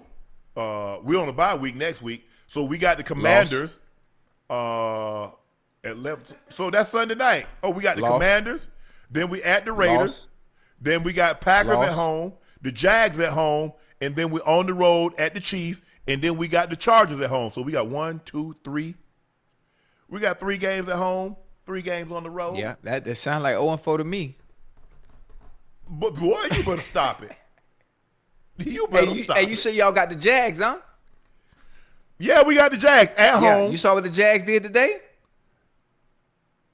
Boy, we put did you see what the Jags did to the Chargers today? Was my question. I did. I saw that. Okay. Act like that, you know. That ain't us. That ain't us. We'll sack Trevor Lawrence probably about 5 times. If you can get to him. Oh, boy. We get to everybody. It's all all. Ain't nobody even close to us in sacks. Hey, y'all, listen, y'all on a historic pace now. If you can keep it up. Yeah. If you can keep it up now, all bullshit. I almost cursed. All bull jive aside, y'all the real deal. That goddamn front four. Man, listen, man. Yeah, we got him. Y'all, hey, listen, y'all have 1 weak link on defense. Y'all got 1 weak link. Yeah. And that's it. That's it. And but everybody try to tell me, but you see what everybody be saying. You see all the other corners. I say, bro, when have you ever heard a receiver criticize another receiver or quarterback criticize another quarterback? And of course, they're going to talk good. But he's the most penalized cornerback defensive player in football. Yeah. That's what I know. That's fact. That's not conjecture. And again, don't get beat deep. And what happened? Because the only reason Patrick Mahomes threw it because he was behind him. If you was where you supposed to be in that situation, nothing cheap, nothing deep. Every time. But we won. We won. That's all I know. My team won. Your team lost. Whoa. On top. Hold on. You mighty excited. You talk about your team and this team and that team, but the Dolphins won. Not only did the Dolphins won, they won all the way in Madrid. Huh? You should have left their ass over there. Should have left their ass over there. Hey, hold on. The Dolphins finna go on a run. What you talking about? We not losing no more games. Man, please. All right. Yeah. Okay. You saw what we did to Buffalo, right? We put foots in them. Oh. You saw what we did to the Commanders today, right? We put foots in them. Man, who we got next? Hey, Chad. You know what? I need a personal. Hey, what is ass title for you? What is ass title? What is that called? What's that? Executive producer. Hey, Chad. I need an executive producer. Is there anybody that want to be an executive producer that has a? You're not gonna even have a camera tech. So how you gonna have? Well, I need a camera tech and an executive producer. I'm hiring. Shan. The Guppies ain't going nowhere. Hold on. Let me see. I'm hiring my baby. Shan, you know how to work you want to be an executive producer? Huh? I know my baby watching. Yeah, I got an executive producer. I need a camera. The Chiefs are now on the outside looking in. The Broncos are the #1 seed at the playoffs end of the day, 9-2. The Patriots are 9-2. The Colts are on their bye week. They're 8-2. Steelers are 6-4. Buffalo 7-3. The Chargers 7-4. Jacksonville 6-4. Houston Texans are 5-5. Kansas City 5-5. Baltimore Ravens 5-5. Dolphins 4-7. And I don't even know why you got the Bengals up there. Bengals 3-7. They ain't going nowhere. Don't do that. Hey, you know what? We just had to put 12 teams up there. Hold on. You know miracles do happen, right? Nah, it happened in 1980. The Miracle on Ice, Lake Placid. The U.S. hockey team beat the Soviets. Hey, Al Michaels on the call. Do you believe in miracles? Yes. So they're the chance. They're the chance. Crazier things have happened when it comes to the game of football. You don't know how that ain't happening. You don't know how the season will end. You never know what may happen. There might be a chance There might be a chance, God willing, that the Bengals sneak in the goddamn playoffs. I don't know how. I don't know how Nah. it happened. I'm not sure. I'm not. Y'all can walk on clouds and still can't sneak in the playoffs. You never know, Unc. You never know. I do. Hey, let's talk about my Dolphins. Let's talk about them Dolphins. Let's see here. Okay, here's the Chiefs' remaining schedule, Ocho. They got the Colts. Ooh, that's a next good week one. At That's home. a good one. Then they got the Cowboys on Thursday. Obviously, that's a short road week. game. Short week. Okay. Yep. Then they get the Texans at home on a Sunday night. Then they get the Chargers at home, on the road at the Titans. The Broncos, Christmas Day. Isn't Christmas on like a Tuesday or a Wednesday? When is Christmas? What day Christmas fall on, Jordan? A Thursday. Man, they play Sunday and then they got a quick turnaround because they play the Cowboys on the 27th. No, that's not. No. Oh yeah, it is because they play the Colts next week and then on Sunday and then they turn around and play on Thanksgiving. And then they get 10 days off and play Sunday night. Then they get a regular and then they turn around and play the Titans and then they play the Broncos on Christmas and then they at the Raiders. So they're going to have to, entering this season, the NFL had 989 teams in the Super Bowl era that started 5-5 or worse. Just 89 of those teams, 9%, went on to make the postseason. Only two made the Super Bowl. The lone team to win the Super Bowl was the 2001 New England Patriots, led by first-year starting quarterback, Tom Brady. He was drafted in 2000, but he started. We all know Drew Bledsoe got hurt. All 5 of the Chiefs' losses this season have occurred in one-score game, decided by 8 or fewer points. Entering this season, the Chiefs had won 17 consecutive one-score game, including the playoffs, which is the longest streak in NFL history. That catches up with you, Ocho. Remember the past 2 years, they were winning games like this. Hey, and then finally, it caught up with you. But this is the thing. This is the thing. I know it's about wins and losses right now, right, Unc? It's the regular season. But you know, Chiefs football is a little different when they get to the playoffs. Now they're gonna be in contention. I know right now. I think they're the 5th seed. If the playoffs were to start tomorrow, I think they'd be the 5th. No, the Chiefs are the 10th seed. God damn. No, my bad. The 9th seed. The 5th seed is the Buffalo Bills at 7-3. I mean, the 6th seed is the Chargers 7-4, and Jacksonville, at the playoffs end of the day, would be at the last playoff spot at 6-4. And then you got the Texans, Chiefs, Baltimore, all tied at 5-5, but the Texans are 8th, Chiefs are 9th, the Ravens are 10th, the Dolphins are the 11th seed at 4-7, and Cincinnati is the 12th seed at 3-7. Damn. All right, we all know the Chiefs are going to make it. We know the Chiefs are going to squeeze in there. They're going to be in the playoffs. No, we don't know that this year, Ocho. That's not the same Chiefs. That's different. Can I ask you? They got the Colts next week. I don't care. Yeah. I don't care who they got. They could have been playing Jesus and the 12 disciples. Are you betting against Patrick Mahomes in football games that matter after November? After Thanksgiving, when football starts. Football season really starts after Thanksgiving. In the words of Bill Belichick, that's when football season actually starts. I can see the Broncos beating them again. Cowboys, because that's a short week. Cowboys what? Whoa. Cowboys what? Cowboys. Beating who? You gonna take the Chiefs on Thanksgiving? You know the Cowboys hell on Thanksgiving at home, Ocho. Come on. Wait, we talk about the same Kansas City Chiefs, 3-time Super Bowl winning quarterback, 2-time MVP quarterback. Like that one, Patrick Mahomes, 15? Yeah, but Ocho, they can't run the football. They're too inconsistent. Hey, it's just hard. Hey, just hard to win. This is how they do you. This how they hey, No, listen. Ocho, This how they do you. You see the trap you fall into? In relationships, when the times are good, they remember when the times are good. But as soon as you have a rough patch, they done forgot all the good times. They done forgot all the good times. So you forgetting all the good times. So at some point, at some point, when it comes to the Kansas City Chiefs, no matter how they look in the regular season, When it matters most, Patrick Mahomes elevates his level of play. He elevates his level of play. He does it every single year. He did it last year. They were playing horrible when the season started.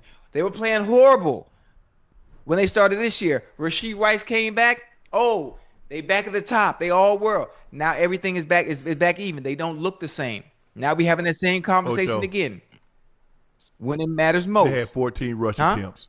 They can't rush the football. Well, hell, the Eagles can't rush the football either. Yeah. But see, you look at basically everything, it's different. Teams are better. The Broncos are better. Teams in the AFC are better this year. You know They what? are. You know what? I'm gonna let you have it. I'm gonna let you have it, and But we'll I'm gonna let see. you have it. And then when the postseason comes and we do the show, all I'm gonna do, I'm gonna redirect to when I said it on November 16th when we talked about where you thought the Kansas City Chiefs and Patrick Mahomes were no longer the same. Okay.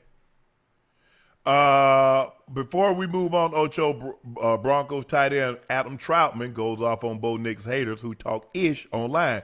Take a listen to what he had to say, Ocho. First off, if you're talking shit about Bo online, you're a coward. Absolute coward. But just want to say that and guard him a little bit. But, I mean, it says a lot. You know, he blanks it out, and we talked about it this week. You know, we don't care what other people think. We know what we have in the building, and we know what he's made of, and we don't really care what people have to say. So, Dragon Slayer 69 with his 7-Eleven Slurpee in his mom's basement, I don't give a shit what he has to say, right? And Bo doesn't either. So, yeah. Well, if he didn't care what people said, you wouldn't have said anything about it in the media.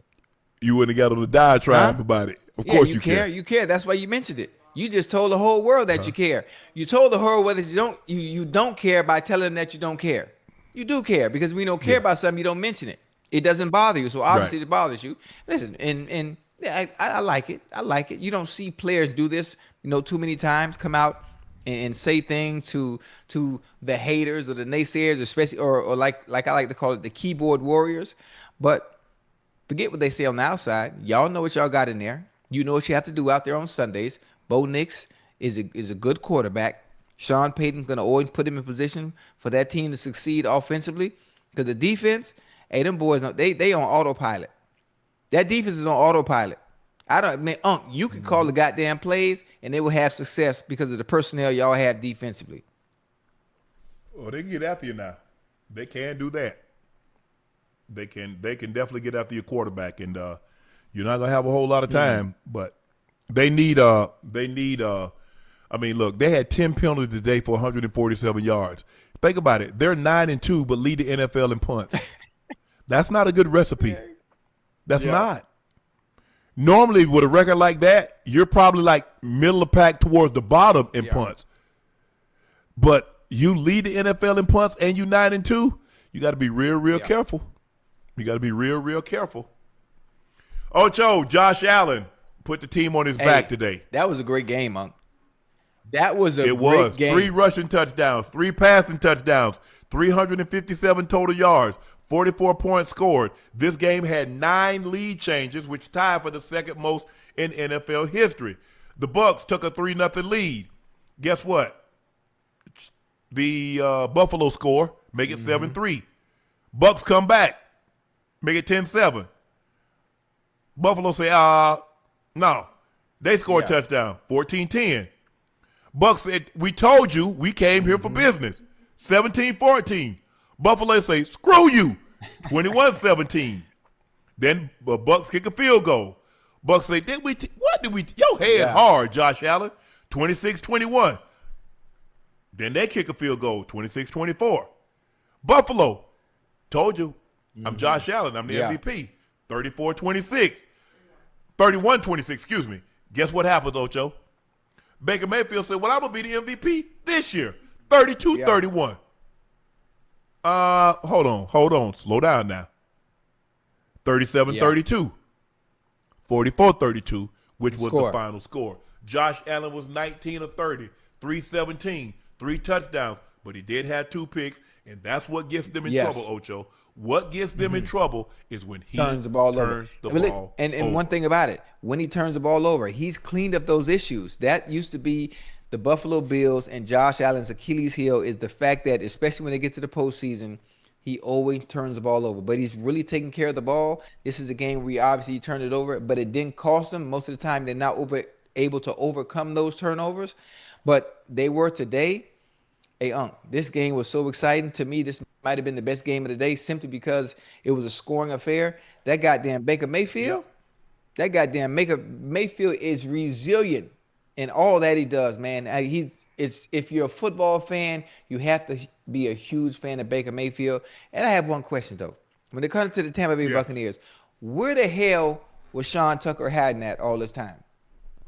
Where in the hell? But you know, because they got White and the other guy, what's the other guy that's injured? What, Bucky Irvin? Bucky Irvin, yeah. Because he's been hurt. So now, next man up, and here it comes. Man, Unc, but he fast as hell. And you see him turn on them jets on him? I'm like, wait a minute. They had him on the bench? Hey, man, listen, man. Sean Tucker, boy, I salute you. But it was a surprise to me. I had no idea. I'm watching 4 games at once, and I look to the right. I just see somebody in a red jersey going down the side. I'm like, wait a minute. God damn, buddy, fast as hell. So that was just, I think what he scored 3 times. I don't know, he scored twice. 3. No, he had a receiving one too, right? Hey, but hey, that was a very, very, very, very exciting game. Really exciting game. Yeah. They dodged the bullet today. Josh Allen, because normally if you go back and look when they lost to Miami, what did they do? They coached him into the turnovers.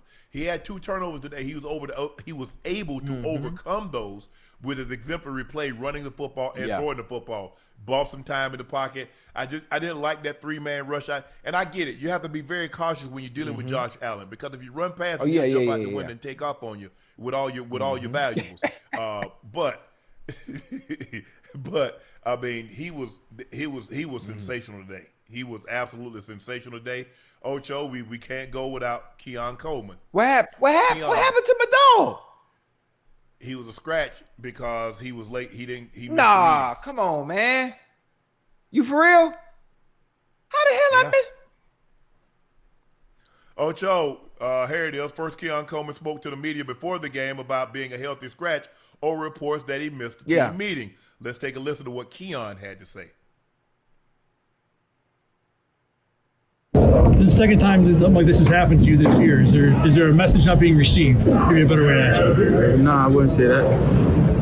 So why is this the second time? Again, I mean, mistakes happen, things happen, but again, got to be better.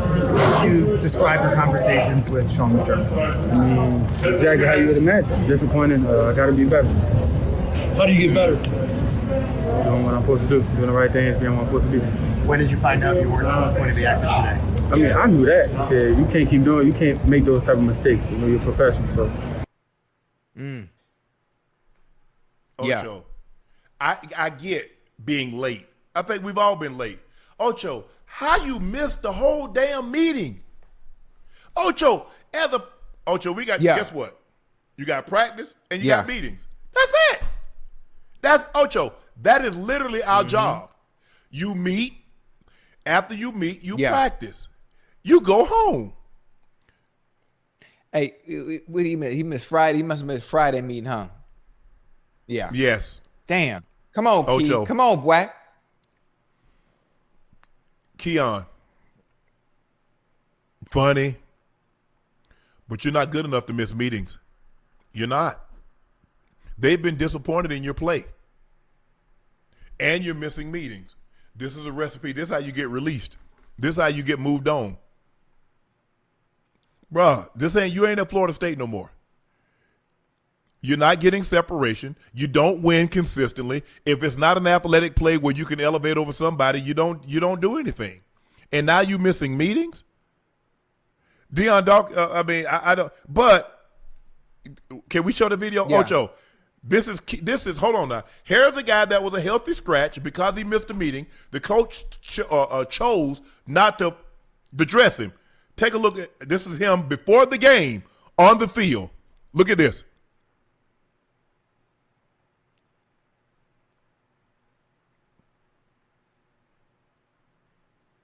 Is the other guy that gets it? I'm going to let you answer, because you're the receiver guy. Because everybody say, Shannon, you too hard. I'm going to let Ocho take it off. Take off, Ocho. That's you. Nah.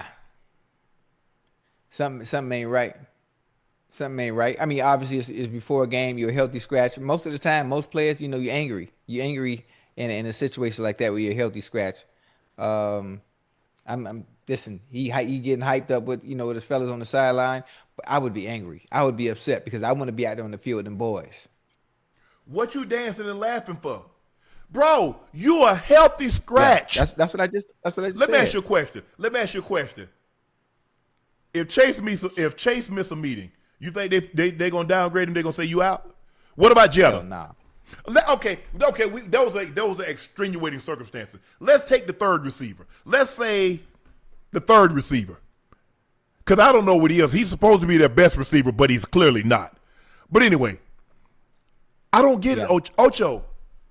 You dancing on the sideline, you keying, and you not even in the game. So let me ask you a question. What do you think Sean McDermott's thinking?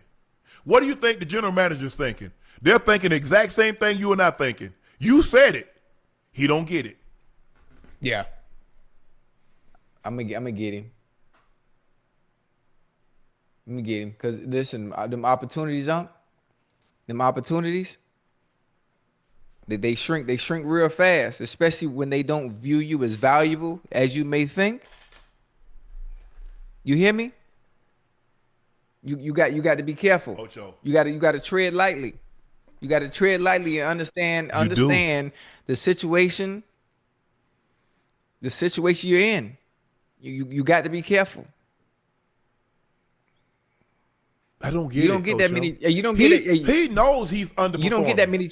You don't get that many chances either. You don't get that many chances. No. Ocho, how we do it, Ocho? Production and tolerance. As long as production is here, so is tolerance. The moment production goes here, production will never be lower than tolerance. Just so you know. They can be here. You producing, I'll tolerate a lot.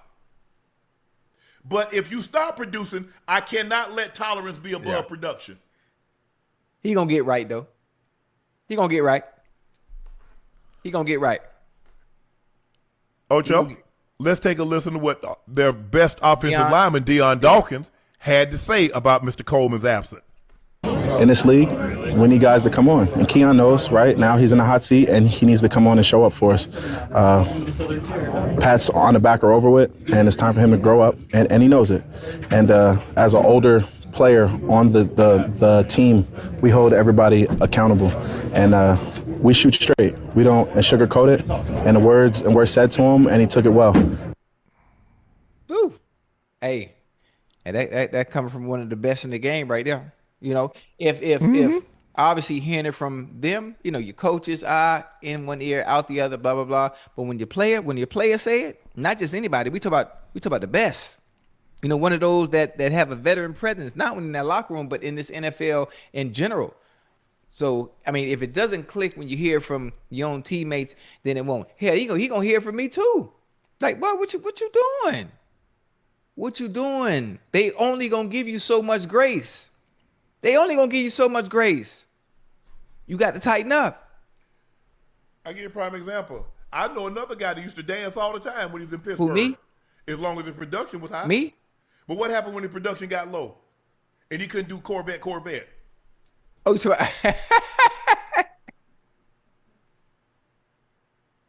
hey, not the fact that you know the name, though. I give you a prime example, AB.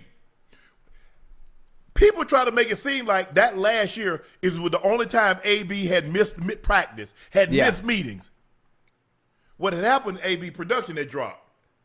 And see, remember I told you, Ocho, as long as production is here, so is tolerance. I can never let production be here and tolerance be here. So guess what? Then all of a sudden, AB wasn't active. Now, that wasn't the first time AB had been late to a meeting, had missed practice. That was not the first time. But you know what? You know what, AB? You really not giving us 135, 1,700, and 12, 14 touchdowns anymore. So you know what, Ocho? We just can't tolerate this behavior. Hey, you know what? I have a question. Did his production actually decline? Was it 1,700 and 130 catches? It might have been 1,500 and 100 catches. Let's see what his last year was. Yeah, he's still. But Ocho, he was cutting. He became right. He became more than what they deal were with. willing to deal with. Yeah. He had 1297. So that lets you know how they fed were. up they were. Yeah, Ocho, absolutely. the man had 1,300 yards. Yeah, they were different. 1,300 yards and 15. Ocho, they traded the man that had 1,300 yards and 15 touchdowns. Shit. You go into the Pro Bowl every year with those numbers. Hey. Think about that, Ocho. His last season, Ocho, man, AB, y'all go back and look up AB. AB had a 6-year stretch that'll rival any receiver all time in NFL history. I'm talking about Jerry. I'm talking about Randy. I'm talking about T.O. I'm talking about Larry Fitzgerald. I'm talking about Don Hudson. I'm talking about Charlie Hennigan. You name a receiver. There was a 6-year stretch. AB was right there. What I don't get is why Keon Coleman would put himself in this position. Because when you're in this position and you're trying, Sean McDermott realizes that he's not going to get too many more opportunities to come up short. So I'll make an example out of you. Because what am I missing?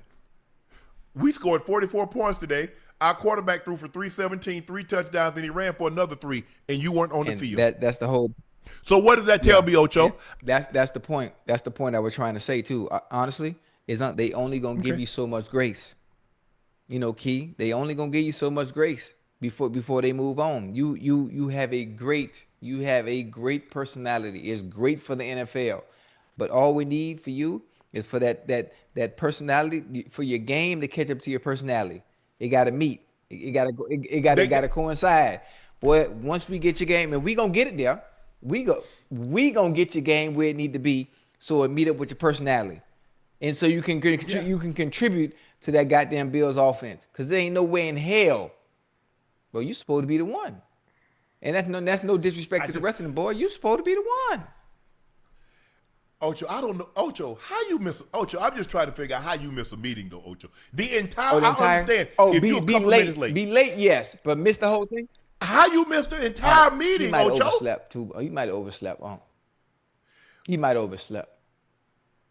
He might have overslept. I wasn't there. I'm just saying he might have overslept. And Friday's short day now. You know that, huh? Yeah, Friday's short day, so everything. Shoot, by the time 12 o'clock hit, boy, you out the door. Practice over by the time 12 o'clock hit. Ocho, but at this point, your body's so used to it. Your body gonna wake up at the same time. Especially we what 10? Yeah, we week 10, week 11. Yeah, I don't know. And this is not like this is last year. So you got up at the same time. Ain't like they changed something. I just don't get why he put himself in harm's way. They look at you different now, Keon. I'm just telling you. Because this seems to be a reoccurring theme. You heard the reporter ask him, like, this is the second time this has happened. We gonna get him right. I got 2 phone calls to make. In a battle of 7-2 teams that would give the winner sole possession of first place in the NFC West, Sam Darnold threw 1, 2, 3, 4 INTs, no touchdown passes, and Seattle lost 21-19 to the Rams. Darnold delivered his worst performance of the season. The Seahawks entered Week 11, NFL's third highest scoring team, despite 16 turnovers, including 10 by Darnold, which is tied for the second most. But they couldn't survive 4 more giveaways today. Ocho, have you lost any faith? Absolutely. Sam Darnold was 29 of 44, 279, 0 touchdowns, 4 INTs. Absolutely not. No faith at all. Listen, the fact that he do four INTs, they only lost 21. Wait, they only lost what? 21-19, huh? Yeah, only lost 21-19. Okay, Sam Darnold, you had a bad day. You had a bad day. You've been playing great. You've been playing great all season long. You know, quarterbacks gonna have games like this. Quarterbacks are going to have games like this, and this is your one. Let's get it out of our system now. Let's get it out of our system now. You know, and going forward, let's get back to the regularly scheduled program on how we've been flowing offensively. Very smooth. We've been running the ball through the air. We've been great. Yeah, him and Jackson had another good day today. And I think Jigba had what, 9 for 106? Yeah. Yep, 9 for 105. 9 for 105. You know, you look good in that area. And I think if you man, he crazy, man. He just going. He hey, going stupid haywire, crazy. Man. Dude gonna get 2,000. Yeah, he will. He probably. He had 12. Hold on. They got 7 games to go. He's at 1,200, over 1,200 now. Yeah. And the funny thing about it, how many yards does JSN have? He hit the 1,000-yard mark, I think, last week, a week before last. Oh yeah, he over that. He got 1146.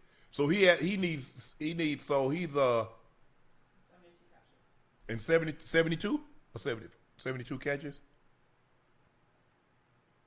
So he's averaging 7 catches a game. Damn. And he gonna have about 2 or 3 games, where he go crazy though. So he definitely the game last week when they were blowing everybody out and he came out, that was a game. He need games like where they're close and they're going back and forth. So that way he gonna be in there and he'll get a 10, 12, 13, 14 catch game, 185, 200. Because you need one game, Ocho, where you get 215, 220, Because I think that was the year that Megatron. Was that the year that Megatron broke that record when he had that 329 against the Cowboys? Remember he had the 329 against the Cowboys? That day, boy.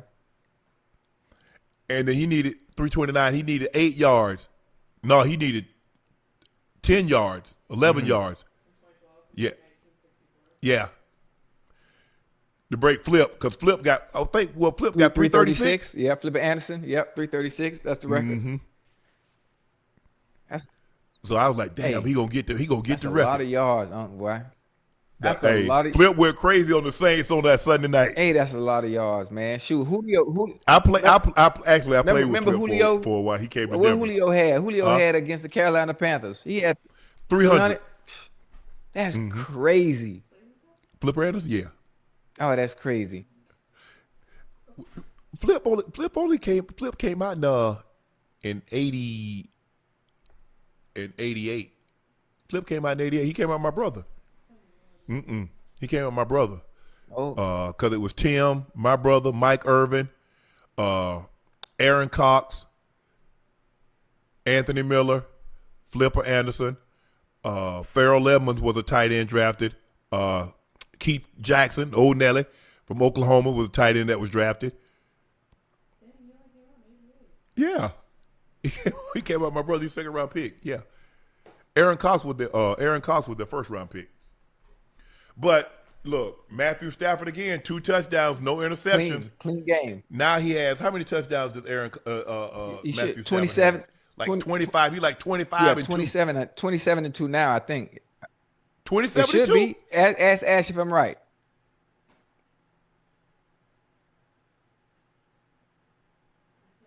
Yeah, I was right. 2. Yeah, 27-2. Yeah.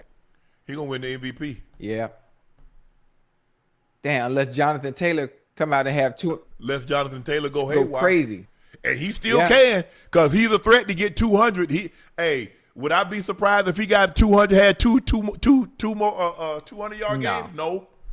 180, 190? No. Stafford ever won MVP before? No, huh? Okay. Never. Yeah, they listen, he finished. They gonna get to him. I think they said he finished. He got 1 vote. He finished 8th. Was the best he's finished. And you know what's funny? But remember Stafford with that was hurt all training camp. He's back. Yeah. Oh. Didn't he sign a deal this offseason? Then he got to sign a 3-year deal for like 120 something. Hey, I think he preserved that arm from training camp. No, he could play. I mean, he's a great guy. Having Yeah. met the guy, his wife. 2-year 84. So 42 mil. That's good money. Give me a tack on another year. After I win the MVP, tack on another year. 80 guaranteed. Ugh.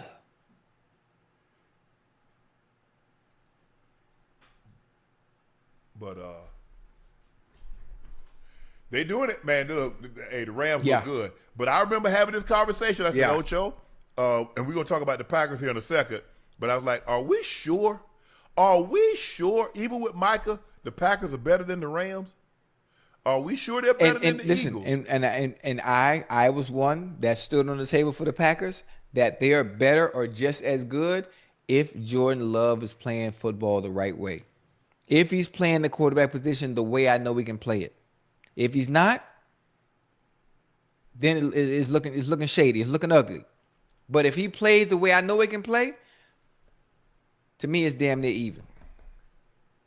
The Guppies beat the Commanders in Madrid. Show Jack some Jones respect. intercepted Marcus Mariota. Show some respect. The Guppies beat the Commanders 16-13 in Madrid. Jack Jones intercepted Marcus Mariota on the first offensive play of overtime, and Riley Patterson kicked a 29-yard field goal to give the Dolphins the win. After the game, Tua made a suggestion to the NFL. Let's take a listen to what he had to say. Shoot, it'd be pretty cool to go play in Jerusalem. I don't know. That'd be sick.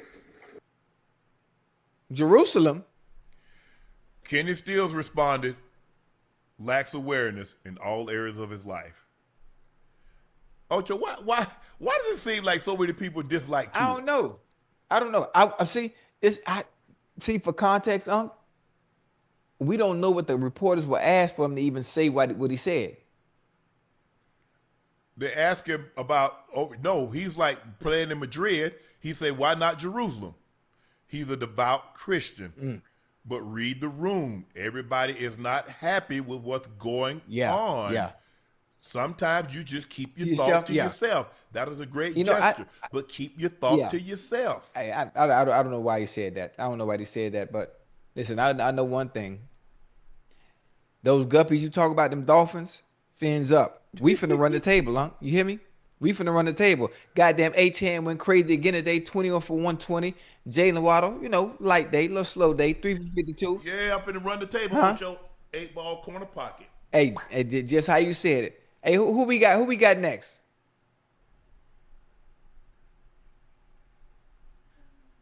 Who we got next?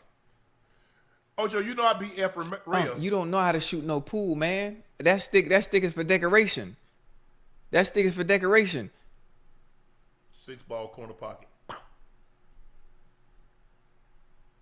Ocho, you see that? Ocho, you see that? Hey, you're not even holding. Hey, I do it however you want. You're not even holding your stick the right way. You're not even holding your stick the right way. You've been watching YouTube channels. You ain't no real shooter. Ain't no watch no YouTube. I'm the best you ain't no real shooter. Who you think retired Minnesota fast and Willie Mosconi? Me. I'm looking at how you holding. I just told you I beat Efren Reyes, the magician. You not. They call me Georgia Slim. I'm looking at best in the house of Humphrey. I'm looking at how you hold your stick. You watch YouTube tutorials on how to shoot. That's how I know you ain't no real. Ain't no watch no YouTube. Ocho. You ain't no real shooter, you talking to a real pool player. Ocho, you do realize, Ocho, like when I was growing up, they ain't have no YouTube, right? Growing up. You just realized you right? wasn't shooting pool back then. I was shooting pool before you was born. You just started shooting pool, Unc. What you talking about? That stick is brand new, man. Best in the house. That stick is brand new. It's still shiny. You ain't no shooter. Ocho, I'll get a broomstick and beat your ass. It don't matter. There's nothing. You can't beat me in anything competitively. Nothing. Best in the house. Pool, ping pong, bowling, nothing. Nothing. Dominoes, spades. You mad because I beat the greats. You mad because I beat the greats. You talk about you beat the greats when you never played me. So you ain't making no sense. You ain't the great. I'm talking about Mosconi. I'm talking about Fats. I'm talking about Efren You talk about people that. You talk about people. I'm talking about the Black You talk about people that's retired. Hofstetter. Play great. Vivian Al. I beat all them. Play the current greats. No, That's that ain't me. you. We could bet some on it. Best in the house. Ocho, beat you, that ain't nothing. I let my sister beat you. I'm the best in the house. You're not a bro. pool player, Unc. I can tell by the way you hold a stick, your shoulders. Yeah, hey, you can tell the way I hold a stick. Now, hold on. You said earlier I learned how to shoot pool from YouTube. So that must be mean I'm holding the stick right, huh? Yeah, hold on. You holding a stick like a rookie. That's what I'm trying to tell you. Nah, you ain't no shooter. Hey, listen, see, see, you see how that's great content right there. You hear me? No, I want no content. I'm the best in the house. Ocho versus Unc. Best in the house. Ocho versus Unc. Everything competitive. Bowling. Horseshoes. It don't matter. Don't do that. You can't shoot no shoe like me now. Don't do that, man. Come on now. Ocho, ringer. Come on, man. Ringer. Five spot. Man. Hey, spades, tonk. Get like me, CeeLo. What you trying to do? First of all, what you trying to do? Dice, we do it on the dice. Hey, Lil Joe Kokomo, hey, I do all that. You not finna shoot like me, man. They call me Crazy Joe with them dice, man. Don't do that. What you talking about, man? 10-4. You know, hold on. You know how to play CeeLo? I don't know. Okay, well, you ain't no real shooter then. You ain't no real shooter. I play straight dice. Best in the house, too. You ain't no shooter, man. This is what I do, huh? 6 or 8. What we gonna do? How we gonna do you this? Ain't no shooter. You ain't no shooter. We gonna ball all the parts, 6 and 8. I tell you what. That's how we gonna do it, Ocho. Ocho can't beat me playing no dice, man. Y'all know Ocho can't beat me playing dice. How you want to do it? What Clint and Dirty Harry? What Clint Eastwood carry? Shoot, a 9.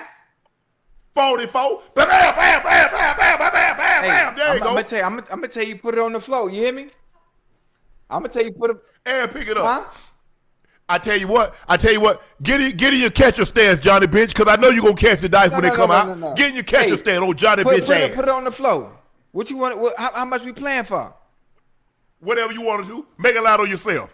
I got a light $80 right here. Come on, Priest Home. 31 flavors. What's Baskin Robbins? 31 flavors. You ain't no shooter, man. What you ain't no shooter. Hey, listen. How many times you spit in the county? 8 days in listen, the county. messing with me, the kids won't have no Christmas. Don't worry about it. The kids won't have no Christmas messing with me. I don't want SIX. CIX. Yeah, all right. Listen, it sound good. All the theatrics sound good until it's time to really play. Ocho, I'm on the dice. I'm like that. No, you say you like that. There's a difference. Lil Joe Kokomo. Huh? How tall Ocho? 6'4". Give me that 10. That's him. That's him. Hey, hold on. Don't nobody move with me. There it is. That's my point. Give it here. That's it. That's me. I'm getting all of it. I'm sweepstakes. What you betting? What you on? What you want? Ha! Got him. Hey, it sound good. I know you reliving your days back in the 50s, but it's 2025. Everybody, I'm on them dice like that. Hey, man, you better stop it, Ocho. I'm all like that. Man, Ocho. Oh, they want to see me clean you out playing dice? You want to record that too? Yeah, I'm telling you. Man, hey, listen. Listen, I'm telling you, the adventures of Unc and Ocho, from hunting to shooting to playing competitive, the pool, the bowling, it don't matter. The hunting, I'm talking about, Unc, I'm telling you, it's a whole lane out there that hasn't been touched that we can do. I'm telling you. Yeah, Ocho, you don't know nothing about no dice. What you talking about, man? I'm out of, man, Unc, where you think I'm from? Nina Ross, the That's all we home. do. That's me. That's all we do. Get like me, CeeLo. Come on, Tonk, Spade. I don't play CeeLo. 21. I'm a spadeologist. Ocho, I went to an HBCU. If you go to an HBCU, you probably at worst case scenario, you got undergrad. But if you like me, You got a master's, but I went and got a PhD. I'm a spadeologist. Hey, you understand what I'm saying? I'm a spadeologist. Did you hear what you just said? You had to go to an HBCU before you found out about all that stuff. I was doing all this stuff when I was 7 years old. Ocho, but that's what we do in the student center, Ocho. I'm a spade. You realize that, Ocho? You know, like when you, like to be an orthopedic, you have to go so many years and then you have to go get specialty training. So to be a spadeologist, you have to spend so many years in school and then go get specialty trained. Don't do that, Ocho. You're not understanding. It took you to learn about spades until you got to college. We was playing spades growing up. I wasn't even in college. We play whatever. We play pity pat. We can play whatever you want to play, Ocho. If it's a game, if it got numbers on it, we can play like it. That, You're not like that. We grew up. Hey, we grew up doing this. You didn't do it. You didn't do it until you got to college. That's the difference in me and you. Ocho, I was playing cards when you was.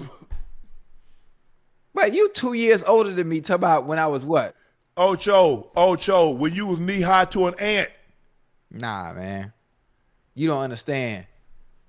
Stop this. Hey, I was a runner at the domino house when I was 10. I was playing dominoes at 10. What did you talk about? I don't know how to play dominoes. Oh, what? No. Man, go ahead. Hey, you know what? I'm not playing. If you can't play dominoes, how you not gonna? I can't play dominoes. Come on, man. You can't. We can play Get Like Me. You play Of course, Get Like Me? I play Get Like Me, man. What you talking about? That's what I do. We can do it all that. The Packers pulled out a 27-20 win over the Giants. Jordan Love overcome his shoulder injury. Somebody forgot to tell him he's not Derrick Henry. Shouldn't be. But anyway, after scoring just 20 points combined in their previous two games, losses against the Panthers and the Eagles, 16-13 loss to the Panthers, 10-7 loss to the Eagles, the Panthers hit their magic number of 27. They've scored exactly 27 points, not a point more, not a point less, in 5 of their 6 wins this season to improve to 6-3-1. Jordan Love, 13 of 24, 174, 2 touchdowns. They didn't run the ball. Romeo, wherefore are thy hands, Romeo? Christian Watson came up big today, had a big-time catch, big-time tough contested catch. That was really the difference in the ball game. And then Michael Parsons closed it out with a strip sack that ended it. He ended up having a sack and a half. Listen, a lot of people are going to say Jameis threw an interception. That's on Jalen Hyatt. I don't know why. You cannot. He stopped. Yes, Ocho. If you got an outbreaking route, I don't give a damn if the corner is outside of you. You can't pull up because the corner is out there, because the quarterback is throwing it on anticipation. He don't know that you're going to pull up, so he's throwing it where he anticipates you to be. You can't do that. You can't do that. Oh, my goodness. This is why I can't, Chad, now y'all see why I can't coach. Hey, Unc, that's a teaching lesson. That's why you should be coaching. Because I ain't got to teach you that. You know that. You can't pull up on a damn route. You got to know that. You can't allow the body of the person there to deter you from getting to your position. If anything, if you got the corner route and he's already sitting out there, you want to beat him to the punch. Beat him to the position. Put your body in between the ball and him. If he knocks, break it up. Either if he knocks it down or you make a play on it, one or the other. But you can't pull up. Guess what? And when I knock it down, guess what I'm gonna do, Ocho? Strap. So either way, you got to give yourself a chance in that situation. You got to give your quarterback a chance. You got to help your quarterback out there. Yes. Oh my goodness, these guys, bro! I see so many guys all the time, Ocho. The guys running an end breaking route where the guys inside, he pull up like the quarterback go like, oh, he gonna pull up because the guys said, no, you gotta go get it. Collide him. You got to break that up because if you don't, it's gonna be a pick, which it was. Yeah. I'm like, Jordan, have mercy. Yeah. I mean, listen, they'll be. Jameis, what was Jameis today? Jameis was 19 of 29, 201, 1 touchdown. He was sacked twice. Tracy ran hard in the absence of Scatterboo. 19 carries, 88 yards. Singletary had 16 for 44, 38 rush attempts, 142 yards. Interim head coach Mike Kafka claimed close but was unable to get a win. But Jordan Love was 13 of 24, 174, 2 touchdowns. Josh Jacobs was injured in this game and did not return. So that's an injury that we're probably going to need to pay attention to, and to see how serious that injury is. Bears beat the Vikings 19-17 with a game-ending field goal set up by Devin Duvernay. A 56-yard kickoff return. J.J. McCarthy inaccuracy dooms the Viking. McCarthy completed 16 of 32 passes for 150 yards, a touchdown, but he had 2 interceptions. Most of his pass attempts were affected by pressure. The Bears blitzed on fewer than 40% of the snaps, and the 4-man rush only reached J.J. 3 of 19 snaps. Ocho. J.J. McCarthy, 16 of 32, 150, as I mentioned, 1 touchdown, 2 interceptions. He wasn't sacked, but he didn't look good. Jefferson had 5 catches, 61 yards. Hawkinson was 3 for 39. Addison was 2 for 20. Naylor 1 of 16, but he did catch a touchdown. They didn't run the ball. Chicago says, you know what? We're going to see if you can do. They returned the favor. Remember the first game? It was McCarthy, that game-winning drive that ended up beating the Bears. Caleb Williams is getting more and more comfortable. He had 16 of 32, 193. He didn't throw a touchdown. He didn't have an interception. He had a fumble, but it was recovered. They ran the ball 39 times for $140. Nothing outstanding, but, man, he's hard to get. Look, they got 2 sacks on him. They probably should have had him about 5 or 6 times, Ocho. How he gets out of those predicaments sometimes. He's getting up out of there. Hey, listen, one of the few quarterbacks in the NFL, Unc, that can extend plays. He can play off script, you know. And obviously, when a play is called, he's one of those. When the play breaks down, he can make something out of nothing. He can make something out of nothing. And you add that talent that he already has. You know, the escapability, the ability to extend plays with the creativity of Ben Johnson. Listen. It's a match made in heaven. There's a reason why they are where they are. There's a reason why their record looks like it looks. And I understood what would happen when you get a head coach like Ben Johnson and you put him with a talent like Caleb Williams. There's a reason why they're having success this year. He's done very well, not turning the ball over. He's not turnover prone as opposed to how he was last year. And they playing well. Ocho. If I'm not mistaken, the Bears are in first place in that division. Yeah, how you know? Because the Lions lost tonight. The Lions are 6-4. They're 7-3. What did I tell you? Who are the 2 teams I told you to watch out for before the season started when I talked to you in August? Yeah. The Bears and the Panthers. I told you. I'm telling you, I know what I'm talking about when it comes to this game of football. I know what I'm talking about. Brock Purdy. We're going to go to the 49ers. Brock Purdy throws 3 touchdowns in his return from a toe injury as the 49ers cruise 41-22 over the sloppy Cards. Purdy completed 19 of 26 passes for just 200 yards, but Christian McCaffrey extended his NFL record with his 17th career game, at least 1 running touchdown and a catching and a receiving touchdown. The Cardinals were called for a franchise record 17 penalties, which was the most for any team in an NFL season this season. They had 11 penalties in the first half, which was tied for the most before halftime for any team over the last 20 years. Jacoby Brissett started his 5th game. Ocho, he was 47 of 57. That's 452, 2 touchdowns, but he did have 2 interceptions. They didn't run the ball. They couldn't. He had 2 receivers. Wilson, 15 catches, 85 yards. McBride, 10, 115. Dortch, 6 for 66. So he was throwing it all over the place, but unfortunately those 2 turnovers undid it. Brock Purdy, 19 of 26, 200 yards, 3 touchdowns. McCaffrey had 13 carries, 81 yards, 2 touchdowns. Brian Robinson Jr. had 8 for 24. George Kittle, 6 catches, 67 yards, 2 touchdowns. Juwan Jennings, 4 for 54. Christian McCaffrey, 5 for 40 and a touchdown. Don't look, but the 49ers are 7-4. After dealing with all the injuries that they've had, Kyle still has them right there. The funny thing about it is everybody's getting healthy at the right time. Everybody getting healthy at the right time, and they're gonna hit their stride at the right time. We going into in December, huh? Coming up, huh? Wait, we in November, aren't we? November. Yeah. Oh yeah. Perfect timing. Perfect timing. Ocho, Jacoby Brissett started his 5th game. He completed 47-57 pass. That's a record, huh? The 47 completions are the most completions in an NFL game in regulation. That boy, hey, he dealing that thing, boy. He dealing. He dealing. It didn't come. It didn't come with a win. But one thing about Jacoby, he could sling that thing. The Eagles are the number 1 seed, 8-2. The Rams, number 2 seed, 8-2. Chicago Bears, the number 3 seed, 7-3. Tampa would round out the division winners at 6-4, and then you have the Seahawks at 7-3, the 5th seed. Green Bay at 6-3-1, the 6th seed.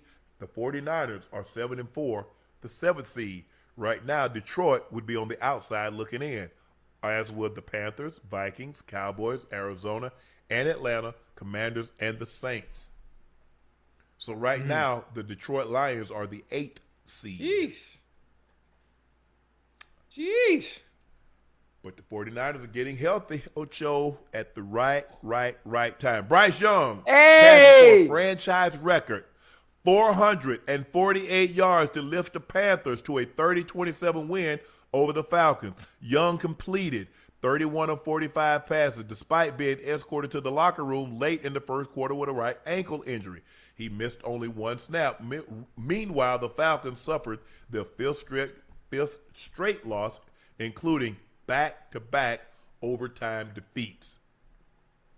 What did I tell y'all? Falcons. What did I tell y'all? Bryce Dean. Everybody laughed at me. Everybody laughed at me in August. I told you, when we drafted T-Mac, I understood.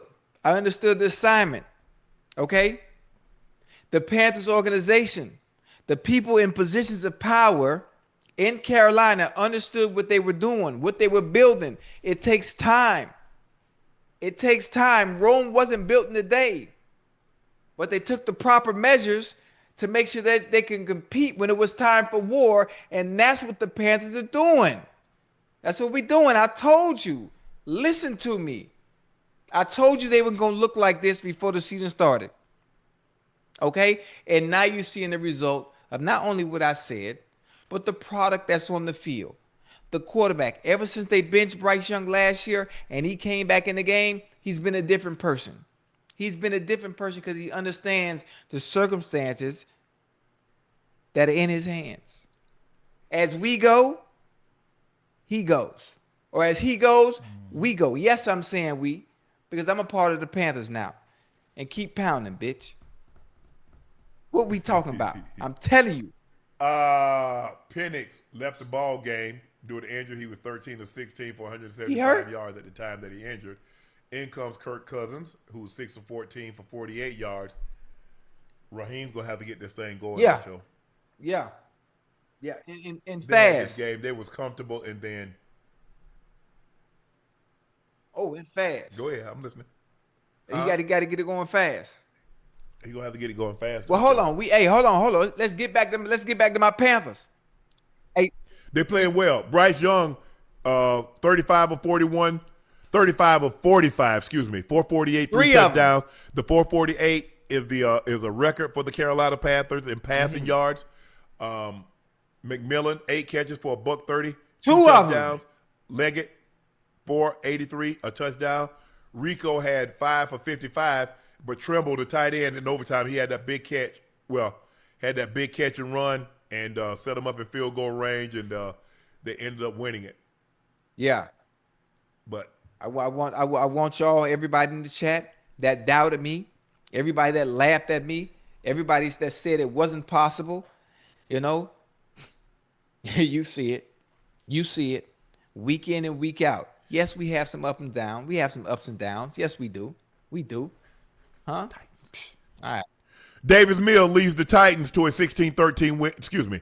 Davis Mills leads the Texans to a 16-13 win over the Titans on a game-ending field goal. Mills threw for 274 yards and a touchdown. Matthew Wright kicked a 35-yard field goal as time expired as the Texans sweeps the season series over the AFC South rivals.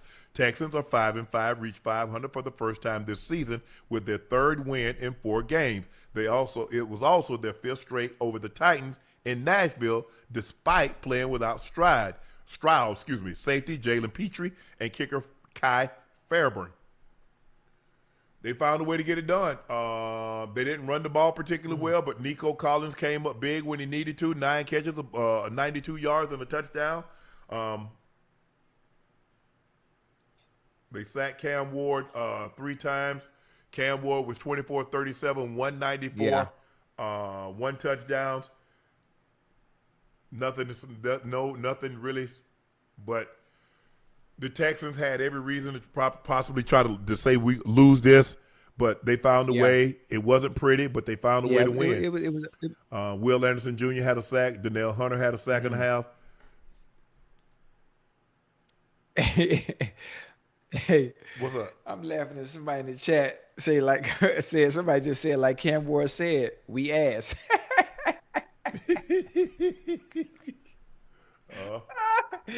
Hey, every time I think about how you said that, I'm talking about with a straight face too. Straight face, like this. It is what it is. They're terrible. The Jags rebound from a historic loss with a dominant 35-6 win over the Chargers. The Jags bounced back from the worst collapse in franchise history by thumping the Chargers behind the rushing touchdowns of Travis Etienne, Lawrence, and Tootin. Besul. You know, I didn't. That's the one game I couldn't see. I couldn't see that Jaguars game. You ain't missed nothing.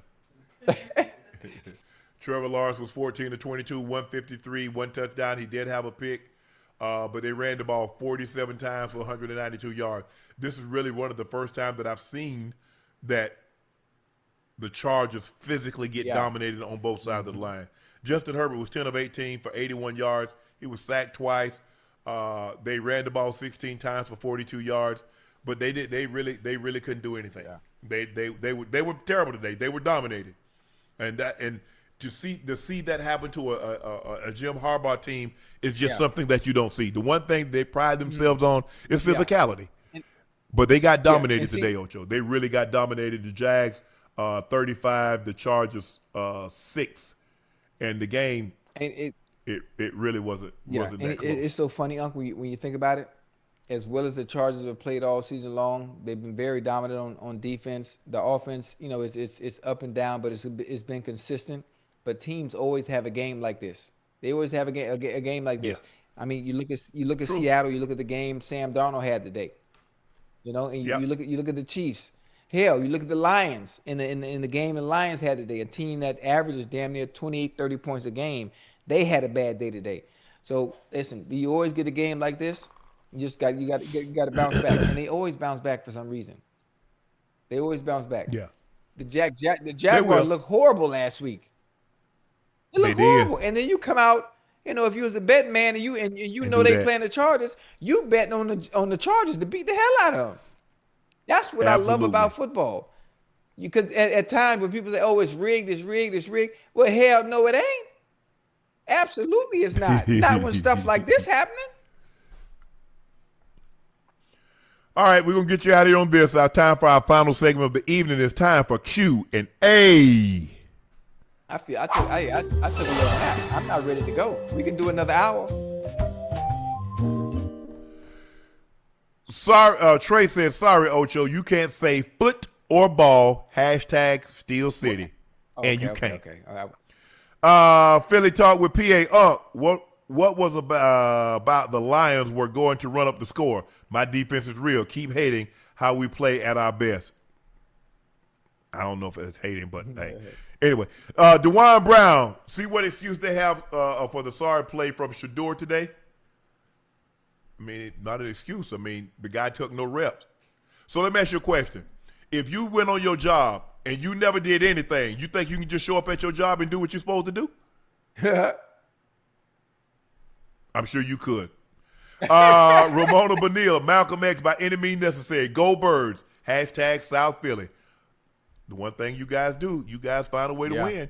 Anthony Perry, Eagles beat KC, Dallas, Rams, Bucs, Packers, and Lions. They just may be the tough team themselves. Hey, nobody's ever doubting Philly was tough. They're built. I mean, you look at the way they play. They play a physical brand of football. They're not aesthetically pleasing offensively, but when they need to pick up a third down, they get it. They need to get a fourth down, they normally get it. Defensively, they play light-side defense. They can attack your quarterback. They bat balls down. The secondary is really always in position, but they're a good football team. They're good. They're a well-coached football team. Fangio has those guys playing lights out on defense. I know Philly's not happy with Petula on offense, but hey, you guys are winning. And they're going to keep winning. Tim's Brand said, the minute I saw Goff with gloves in both hands, I knew it was over. It didn't take much with him. Them hits hurt in the cold. They do. But he probably doesn't have, you got to realize he's from Cal. He played and he played in domes. He ain't used to playing in cold like that. No. So, the they got the Packers out of the way early. So that was in the warm weather. Minnesota, dome. Detroit, dome. So we'll see. Angie Carr said, damn, 2 for 2 today. Sunday, Ocho, you better cry. Yeah, my team, that's what we do. I mean, you good. You got lucky today. The Broncos and the Ravens, hey, listen, all we do is win, no matter what. I'm 1 for 1. I'm 1 for 1. It's all good. No. You're not no 1 for 1. You 1 for 2. How?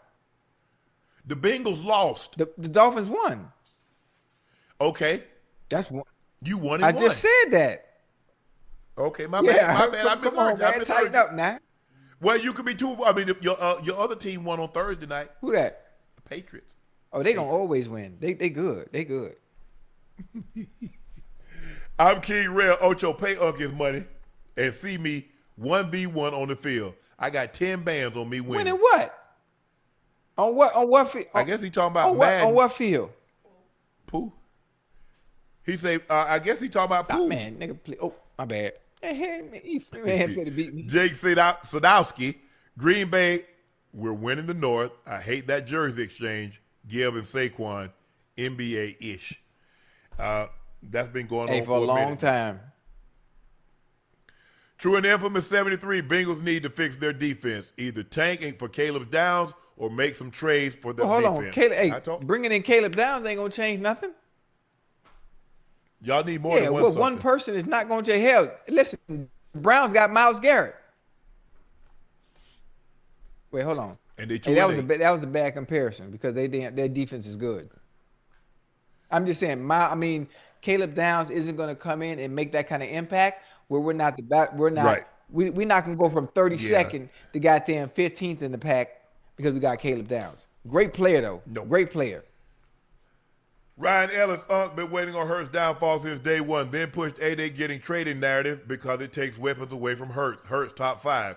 He's not. But anyway, that's not here nor there. I ain't pushing no down. I ain't pushing nothing. I didn't push anything. Y'all saw what it was, and y'all just look.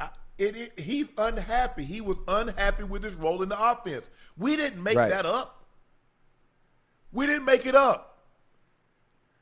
Players don't meet with owners in closed doors about what they're talking about on social media, Ryan. You know that. But you know what? Y'all try to get me upset. Y'all trolling.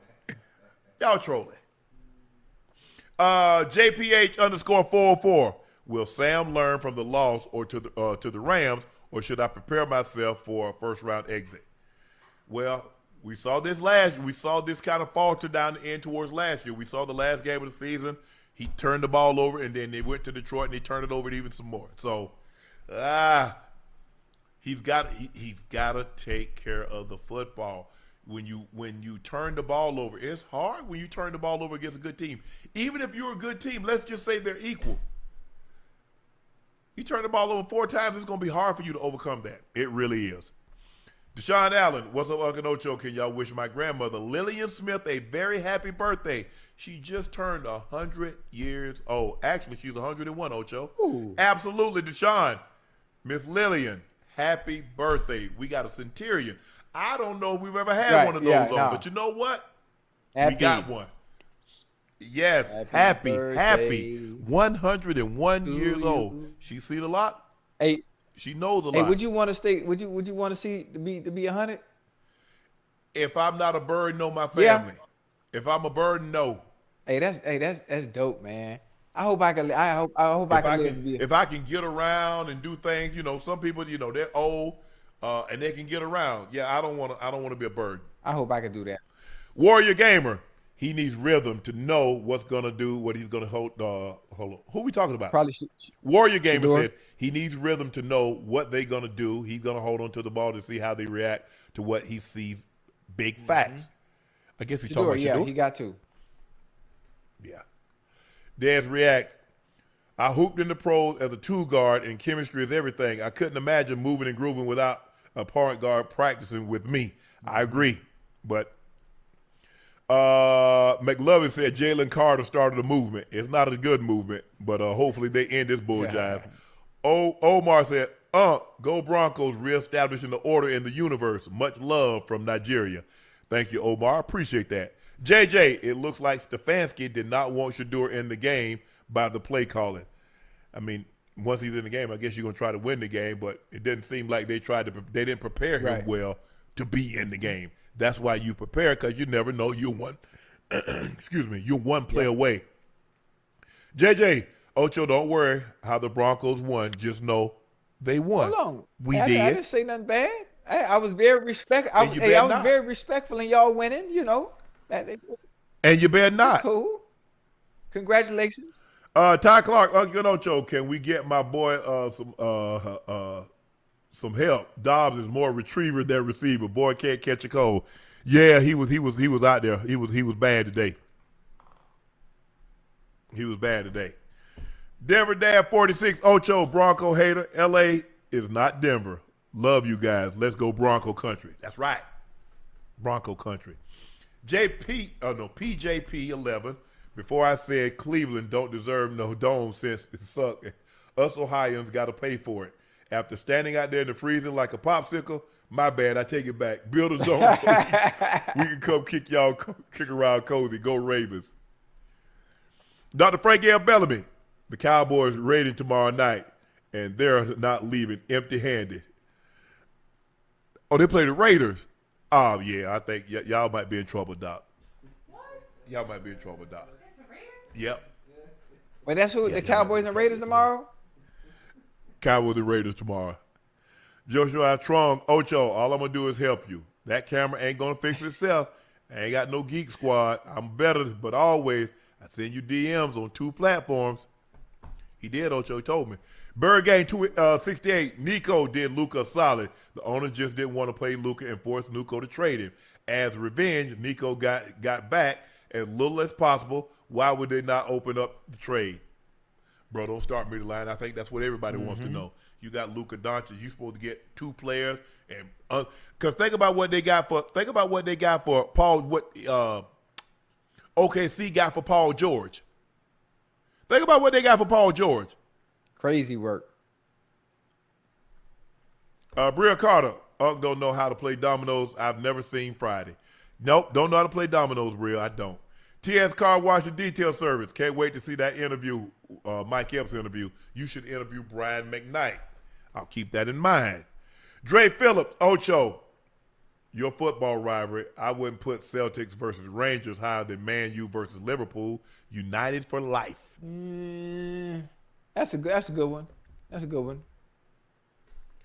Hashad, can't say your last name. Ocho, if I wanted to visit and watch and rank rivalries, Manchester Derby, Super Classico, El Clasico, North London Derby, Der Klassiker, or Le Classique. Le Classic?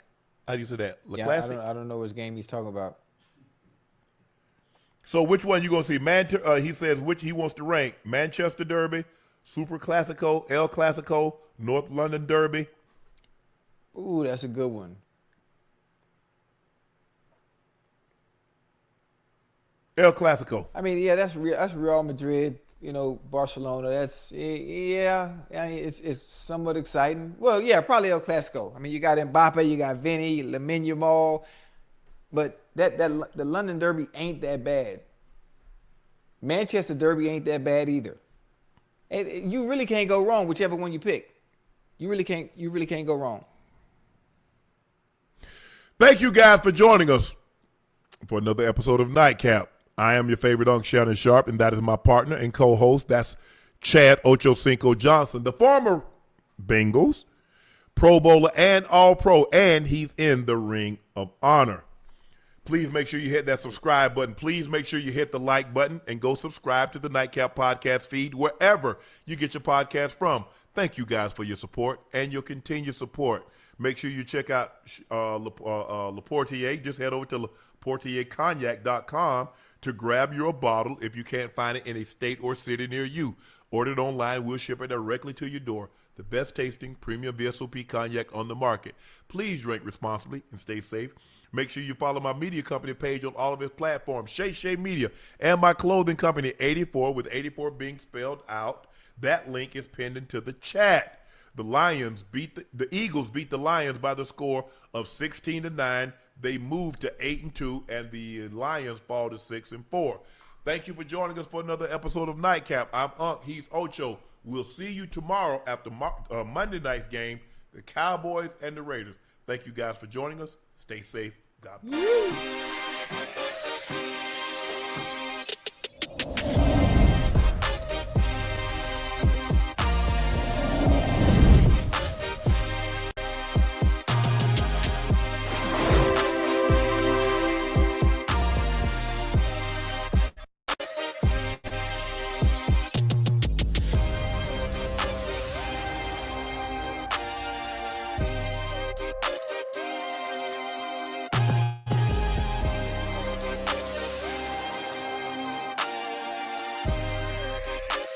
Thank you.